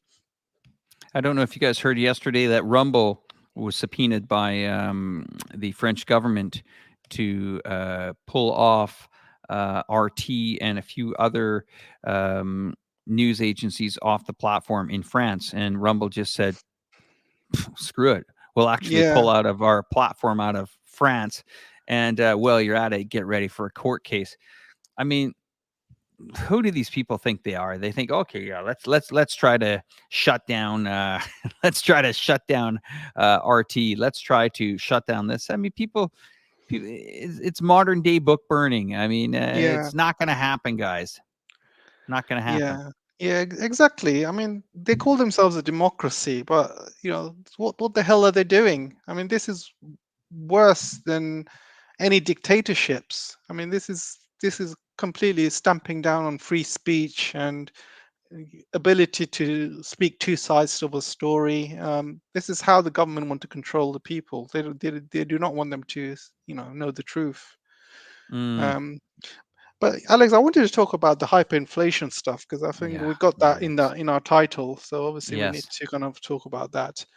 And I made a video a couple of days ago how a lot of countries around the world are dumping the dollar. China and Russia's been doing it for years. And now recently, Japan has been dumping dollar like crazy. Japan has got has got the second largest debt, dollar debts, and they have been dumping those dollars like crazy. And South Korea has been doing it as well, and all of United States allies like Israel and stuff. And I've read some good news that China. The reason countries need to keep the dollar is because they need the dollar to buy goods, right? They need to buy it. They need to buy oil. They need to buy gas, because of the petrodollar.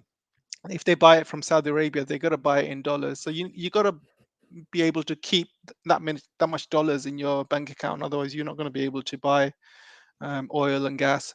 But one of the things that China has been buying mostly is iron ore from Australia, and that used to be bought in dollars.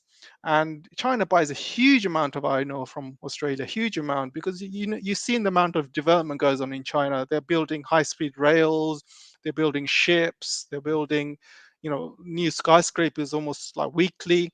So they need a lot of iron ore. So this is one of the reasons Australia has been rich, because China's been buying a lot of iron ore from them. And previously, until now, they have been buying iron ore in US dollars. And suddenly, a couple of days ago, Australia has been also dumping the dollars.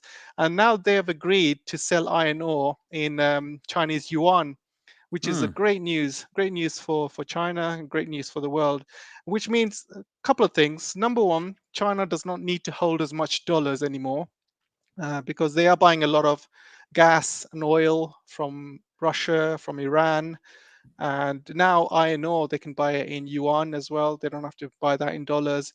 Agricultural goods, China's buying it from other countries, but that are in the Belt and Road Scheme. They're buying it from Russia as well. So agricultural goods, every year they're buying it less and less from the United States. Also, China's agricultural sector has improved leaps and bounds last like 2-3 years.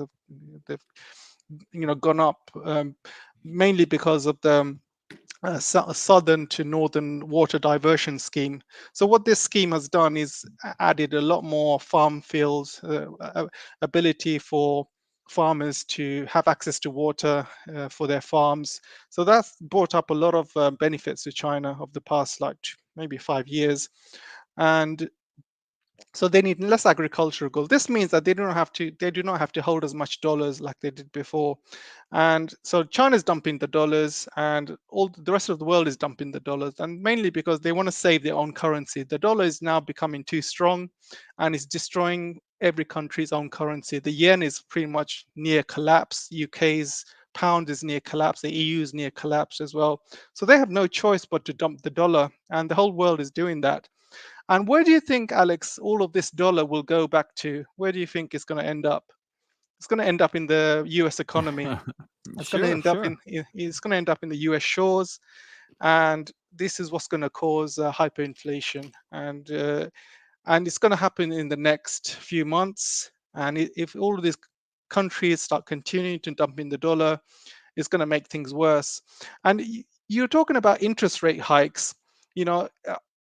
I used to do a lot of economics as well. I know a lot about economics. If you want to combat inflation, you got to raise your interest to the same level of inflation. So if your inflation is 10%, you have got to have interest rates at 10%. If your inflation is at 20%, you got to raise your interest rates at 20%. Imagine them raising interest rates to that amount. Imagine the harm that would cause the economy. And they cannot raise it to that amount. It's impossible, because that's not even counting the true inflation. The true inflation has been hidden. In UK, it's 10%, but everybody knows it's about 30%. That's the true inflation. There is no way they can increase their interest rates to that amount. So inflation, unfortunately, inflation is going to carry on rising. There's going to be a lot more dollars swimming around in the United States, and that's going to bring up prices even more. The shipping is going to be going up. You've seen the gas prices, electricity prices are shooting up. Oil prices are still high. Gas prices are still high around the world. So transport's going to be high as well. Obviously, the war in Ukraine has also got something to do with it as well. But you can see the inflation is going to keep going up. They're not going to be able to stop it, and this is where hyperinflation comes in. And hyperinflation is something. You have inflation, but hyperinflation is basically your currency is just going crazy. Instead of, for example, instead of £1 to buy a loaf of bread, it's going to be £100, for example. That's what you call hyperinflation. And I can see that happening over the next few years in the United States, because the United States has been printing a lot of dollars, and they had a free reign to print dollars because they've gone out of the gold standard and they've been printing dollars for free because of the petrodollar and stuff. But once Saudi Arabia joins the BRICS, once Saudi Arabia agrees to sell its oil in other currencies, and that's going to be the end of the dollar, and you will see hyperinflation shooting up in the United States. And what will that cause? What that will cause? It'll cause riots. Yeah. There's already clips. I watch a lot of American news channels just for a laugh, but also to see what's happening in the United States as well. Crime has gone through the roof in California, in other places, San Francisco, in other major cities as well. There's CCTV cameras of people running into supermarkets, grabbing what they can and running out. And it's happening all over the United States. Imagine if this hyperinflation goes larger and higher, imagine what that would cause. It would just cause mayhem. There'll be riots in the streets like they've never seen before. You know, when people get hungry, when people get desperate, they will do anything. And unfortunately, with the amount of debt that United States has got, with the high interest rates, they're going to have to pay more in debt. All of these dollars swimming around, going back into the United States because all these countries are dumping them. It's going to get even worse for them, and it's just going to go through the roof, Alex. It's not looking good. I can see probably around January, February when things are going to get really bad over there. What do you think? Yeah, I mean, I've been always a big fan of Peter Schiff's program. I'm not sure if you guys are familiar with him, but I've been watching him for just under 20 years. He predicted the housing crash that happened in 2006 and 2007. He was laughed at on national television over and over and over again. Laughed at, humiliated as he was coming on these programs, and he was screaming to the high heavens that this guy's it's gonna collapse. It's gonna collapse. No one believed him. He was right. He nailed it. There's a little bit of a montage here that they have of him making predictions and actually have showing him being mocked on television. I'm going to play it for you guys. And what he's been saying lately is been coming true about inflation. He nailed it again. But let's have a listen to what the talking heads of these financial shows were telling Peter Schiff at the time. And former economic advisor to President Reagan. And Peter Schiff, he's president of Euro Pacific Capital. Gentlemen, thanks for being here. Peter, I want to start with you. You can hear Although there are more and more people saying that the U.S. economy will be in a recession next year, it is still a minority position. Why do you think that a recession is coming? Sounds Just familiar. how bad is it going to be? I think it's going to be pretty bad. And whether it starts in 07 or 8, I think is immaterial. And I also think it's going to last not just for quarters, but for years. See, the basic problem with the U.S. economy is we have too much consumption and borrowing and not enough production and savings. And what's going to happen is the American consumer is basically going to stop consuming and start rebuilding his savings, especially when he sees his home equity evaporate. And when you have the economy 70% consumption, you can't address those imbalances without a recession. You know, rather than the recession being resisted, it should really be embraced, because the disease is all this debt-financed consumption. The cure is that we stop consuming and start saving and producing again, and that's a recession. And sometimes, you know, medicine tastes bad, but you got to swallow it. Art Laffer, you hear him? He says the consumer is going to slow down in order to rebuild the savings.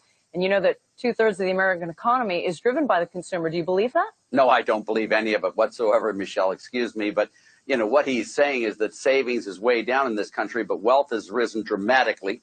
The United States economy has never been better shape. There is no tax increase coming in the next couple of years. Monetary policy is spectacular. We have freer trade than ever before. And not only that, but there are no incomes policies things here. I think Peter's just totally off base, and I don't think it's going to be. I mean, I just don't know where he's getting his stuff. Well, one of us is off base, but it's definitely not me. I mean, it's not wealth that's increased in the last few years. We haven't increased our productive capacity. All that's increased is the paper values of our stocks and real estate. But that's not real wealth, no more than the NASDAQ was wealth. When you see the stock market come down and the real estate bubble burst, all that phony wealth is going to evaporate. And all that's going to be left is all the debt that we accumulated to foreigners. Peter, I'm going to take a bet with you on this one. I'll bet you a penny on this one that if you'll sign a letter saying that if you're wrong, you'll sign a letter that you were wrong to me in this, but you're just way off base. There is nothing out there that tells us we're going to have a nice slowdown, but it's not going to be a crash. All right, let me ask you this. I'll bet you a lot more than a penny. Big question. Will homes be worth more or less in 2007? Tom, what do you think? You're going to see prices go up about 10%. Here's why. Because you're going to come into a regular, normal market, and a regular, normal market, that's about what kind of appreciation you get. Home prices up 10% in the coming year. Peter, what do you say?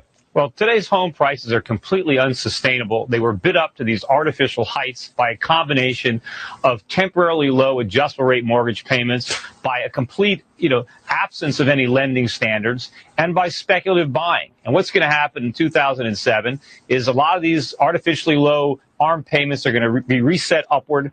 You're going to start to see both the government and the lenders reimposing lending standards and tightening up on credit. And you're going to see a lot of the speculative buyers turn into sellers. And these sky-high real estate prices are going to come crashing back down to earth. First of all, I have no idea what Peter Schiff is talking about. I agree with Tom. I think they're going to be probably up to about 10%. What artificial lending standard are you talking about? What's word to Peter? And there you go. I mean, it's pretty clear.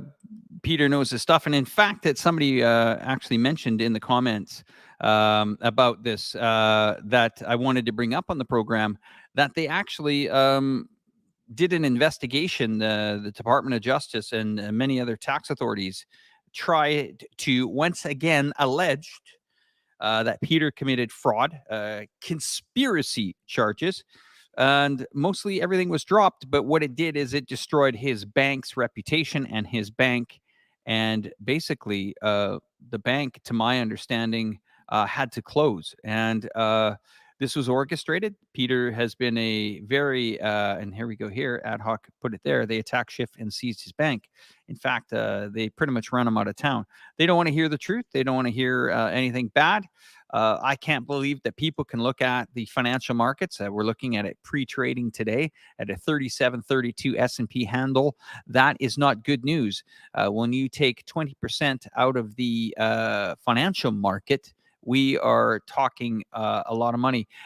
Here's something that I'm going to bring up on the screen here. This is for AJ to comment. Since we're talking about inflation and currencies and stuff, AJ predicted this a few weeks back here on the program. Once again here, the British pound sinks 2% against the dollar after Bank of England recession warning.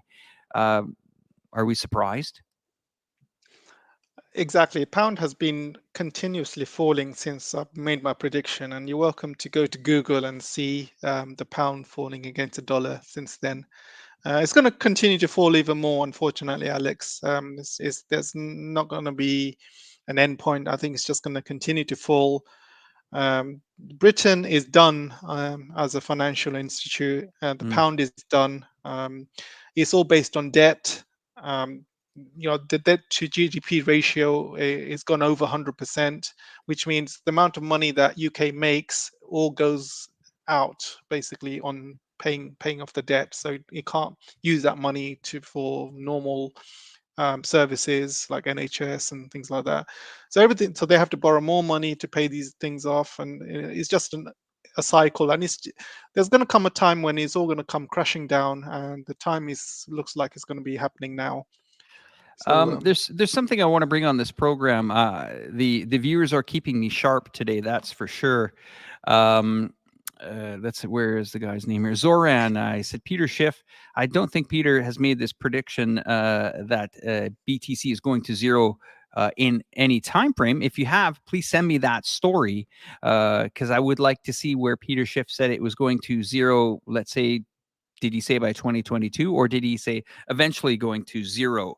Okay, that's curious. I just want to see that because I watch a lot of Peter's things. So if you could share that story with people in the sidebar, and then I can bring it on here and we can have a read about it, that would be great. I think Bitcoin has crashed. If you look at the last few years, Bitcoin has crashed tremendously. A lot of people have lost a lot of money in Bitcoin. I don't think it will. I don't think it will ever go to zero because it is still a trading company. People are still using Bitcoin. Well, it's not really a company, AJ. Yeah, Who's the CEO, CFO, CEO, and COO. Yeah, that's right. If you said, ladies and gentlemen, can I have the CEO, CFO, COO come up to the stage for Bitcoin? Who would show up on the stage? That's true. That's true. Yeah, but I mean, it's an interesting idea. I don't think it'll go to zero. Yeah, I don't think it'll go to zero because I wouldn't make it. Using it. I'm not that kind of guy that makes those predictions, but here's something that Peter Schiff did, and this is why the guy has a credible name. Everybody, and you have to understand to make these bitcoins, you need a lot of energy. So every time you create a bitcoin, you mine a bitcoin, the next bitcoin becomes so much harder to mine, and the world, this is why Bitcoin is crashing, because you need a lot of energy for it, and a lot of countries cannot afford to put all of this energy into Bitcoin mining. This is one of the reasons why China got rid of Bitcoin mining, because it was causing too much fossil fuel usage, pollution. And there's going to come a time when it's going to cost too much energy to make that one Bitcoin, and it's just not going to be worth it anymore. So they're going to come up with something else. Here we go. Zoran says to follow his tweets, you will see it. He has stated it over and over that he eventually thinks it's going to go to zero. Well, if you were a follower of Peter Schiff, you will know that he had a debate back in, I believe it was about 4 months ago, with a very, very, very well-known crypto, we'll call it bank, whatever you want to call it, called Celsius. Okay, Celsius. Now, here I'm going to play something for you guys.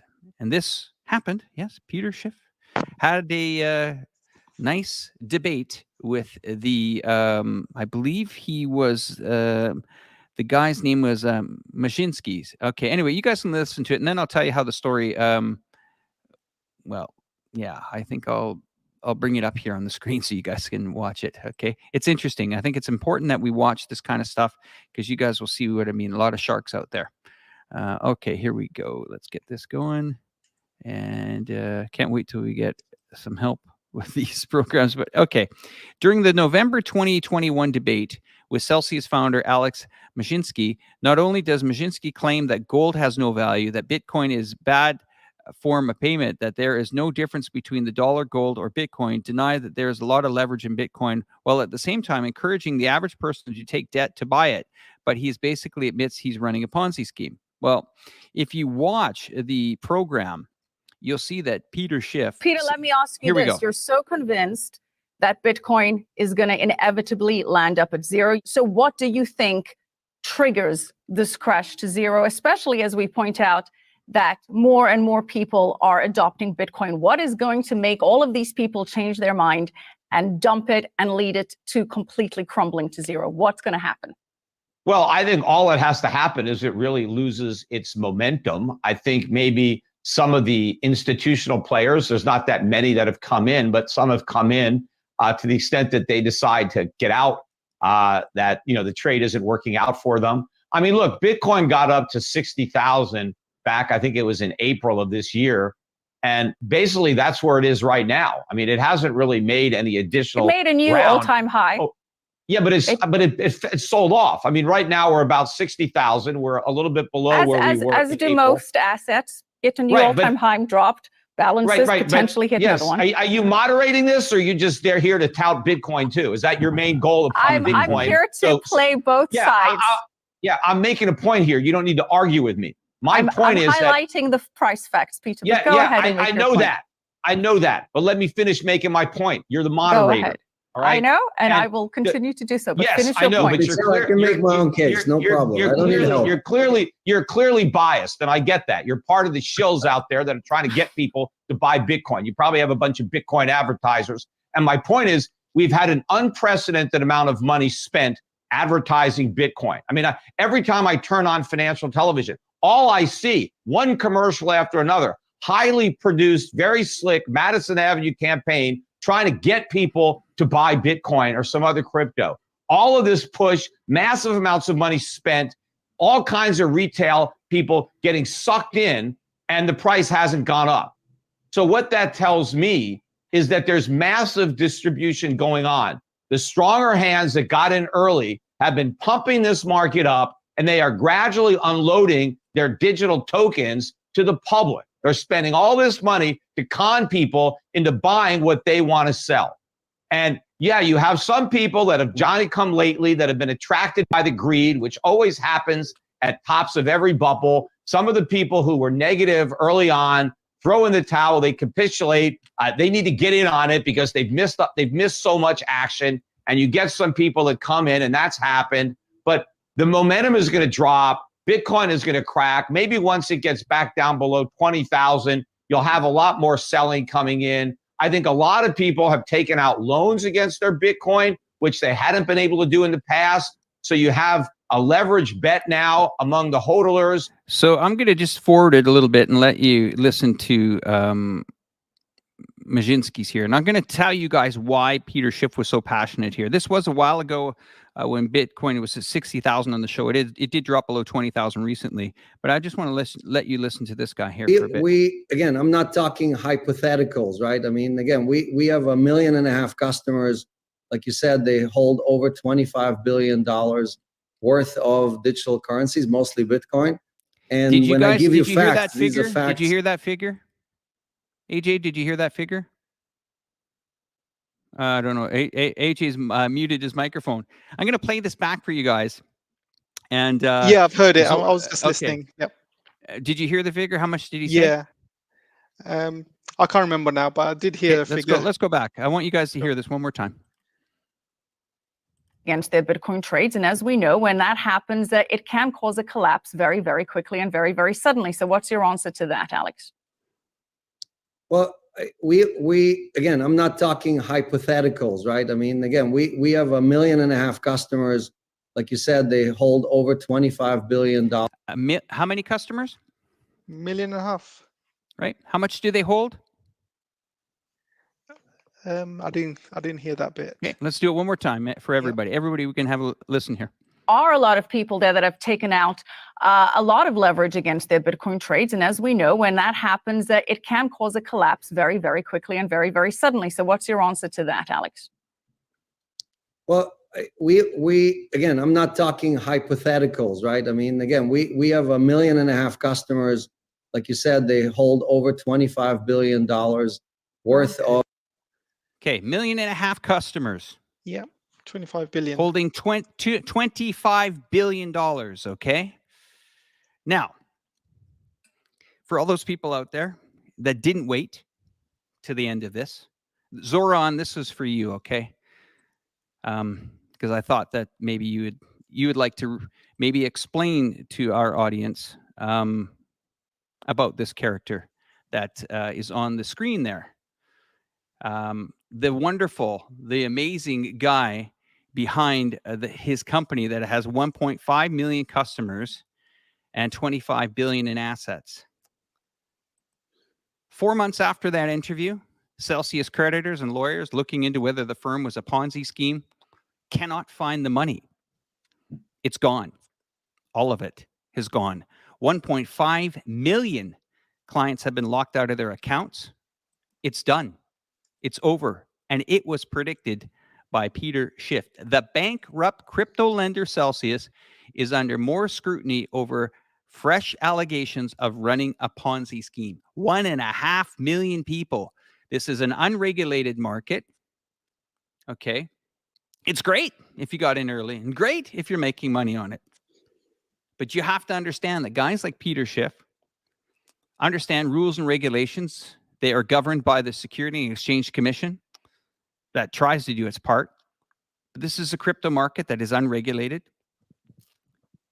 $25 billion, 1.5 million customers wiped off. This isn't the first time. You can just go into some of these other news stories. Google the Ponzi schemes in cryptocurrency.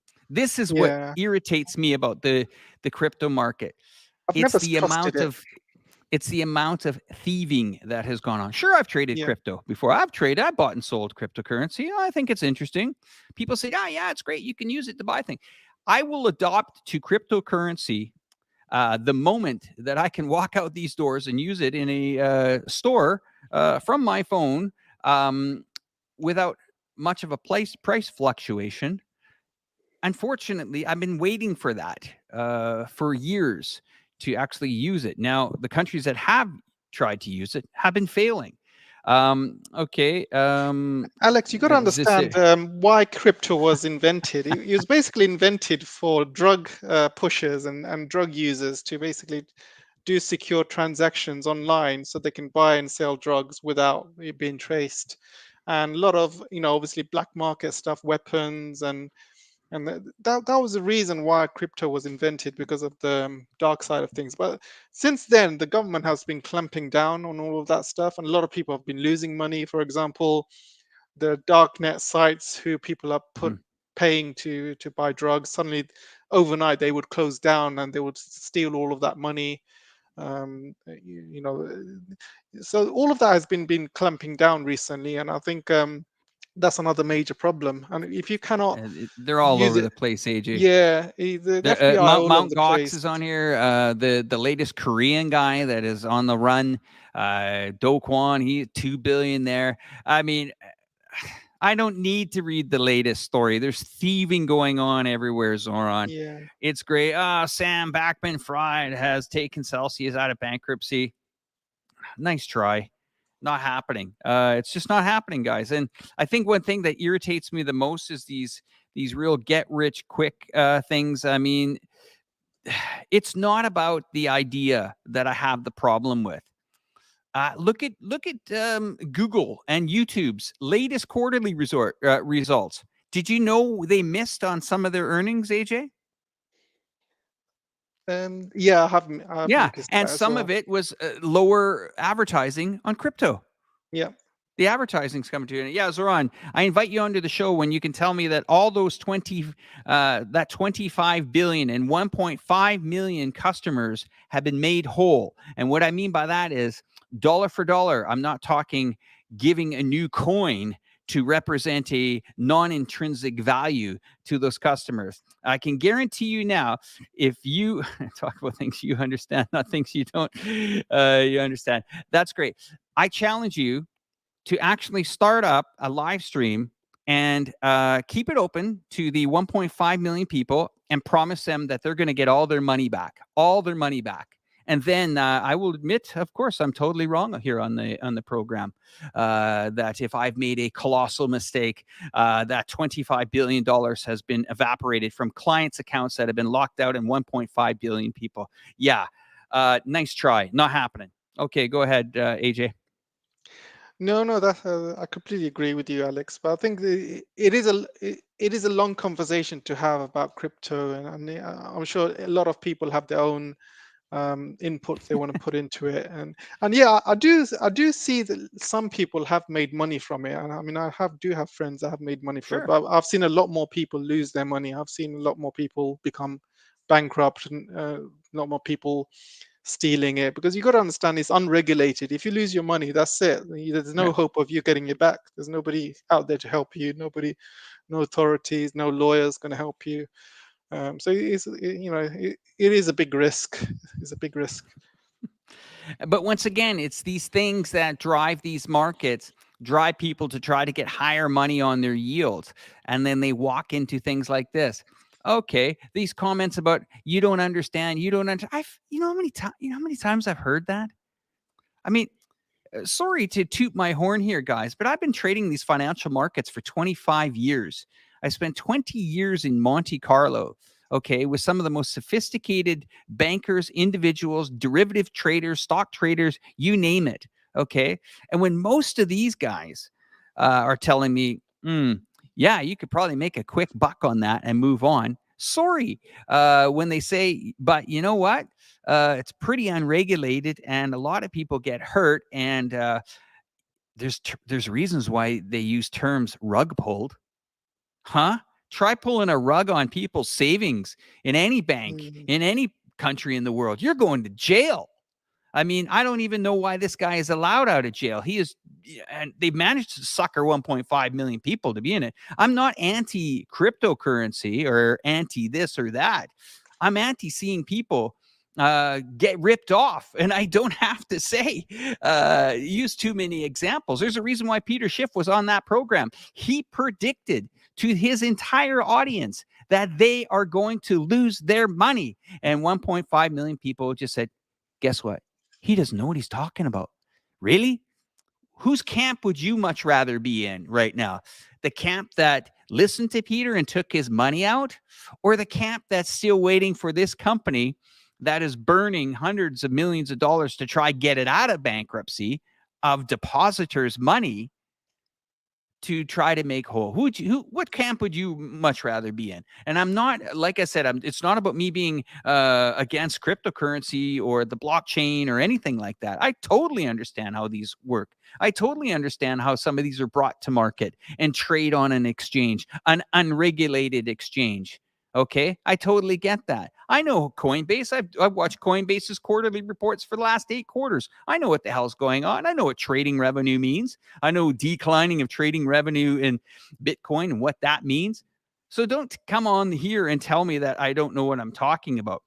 And I'm not. And Zoran, you're changing your tune here, my friend. When you're saying that BTC is not Celsius, excuse me, but people had BTC Bitcoin in there and they can't get it out. 1.5 million.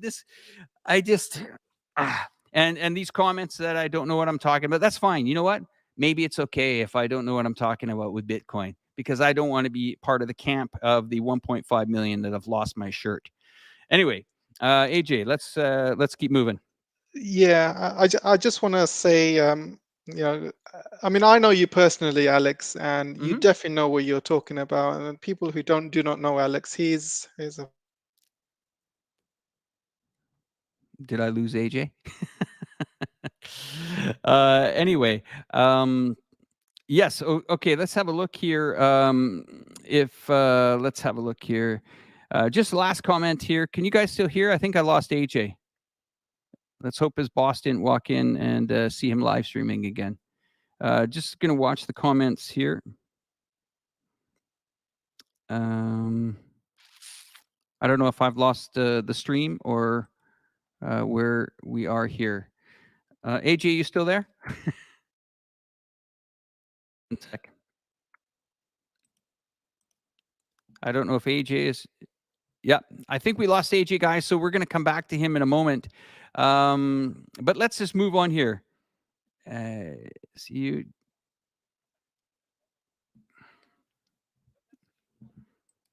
Okay, so we're talking about inflation today, and there's something that I wanted to bring up to you guys. And thank you for listening to my rant on the stream today. I appreciate it. It's just I really get upset when I see people talking and saying that people are clueless because they don't believe in maybe a product they're pushing or a product that they so dearly love.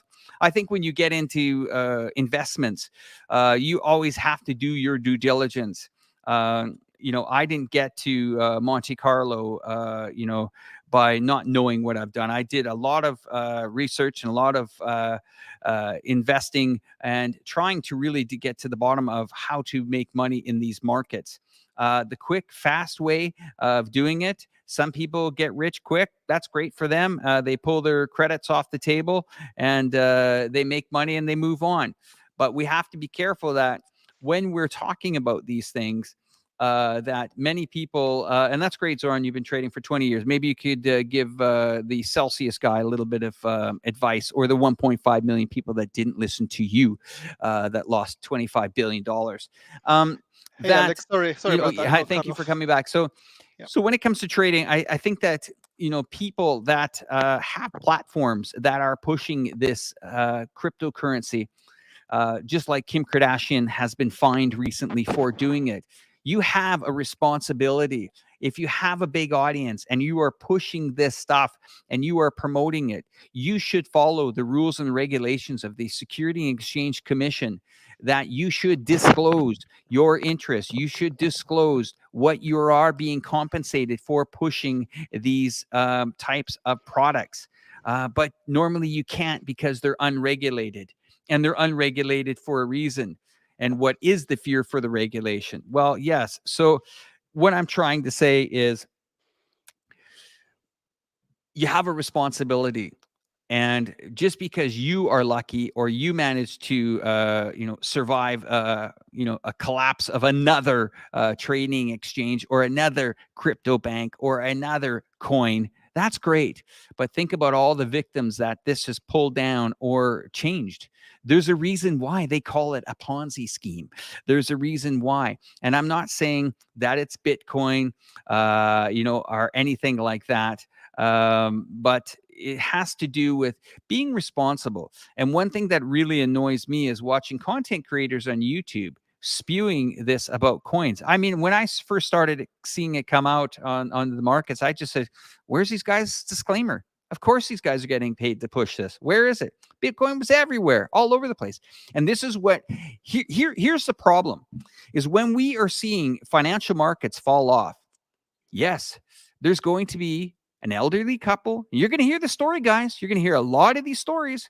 An elderly couple was told that, oh, they didn't make enough money on their pension or whatever, that maybe they should put it into, a cryptocurrency. Okay. With no protection, nothing like that. They invest their money. Let's say it went down, I don't know, from the high, 66% drop. There's all these problems that happen. And I agree, Atlanta Bill, SEC is a joke. They can only do so much, and they only have civil powers. They only have civil powers to fine people. But the Department of Justice should do a lot more on this. You know what? If the cryptocurrency business, I'm not salty. I don't miss out, my friend. Anthony, I'll see you on the derivatives market on the S&P market tonight. That's where I'll be. But no, when it comes to this kind of stuff, there should be some regulations because a lot of people get hurt. That's all I'm saying. You guys can trade crypto until the cows come home for the next 100 years and you make money on it. I'm more than happy to pat you on the back. But it's the victims that get dragged down here. This is just one example I brought here. And when you're in a market with hyperinflation, what we're talking about on the program today, it's devastating. It's devastating that people are going to try, AJ, go out there and try to find a quick buck. And the thieves are waiting there for them. Yeah. I mean, this is the time. This is the most time when people are vulnerable because they've got bills to pay. They've got to make a quick buck. So people are desperate. Sometimes they give away their last piece of savings for a quick buck, and they end up getting burnt. And the thing is, there's never a true thing about easy money. You gotta work hard for it, and you got to do it. Making money is a long-term goal. There is no such thing as a short-term way of making money. If somebody says this is an easy way to make money, it normally means they are just trying to take your money or something. I'm still reading some of the comments. There are no victims in traditional markets. Laughing. Of course, there's victims in traditional market, but what does that mean? If they were defrauded by someone should go to jail. Okay, someone should go to jail.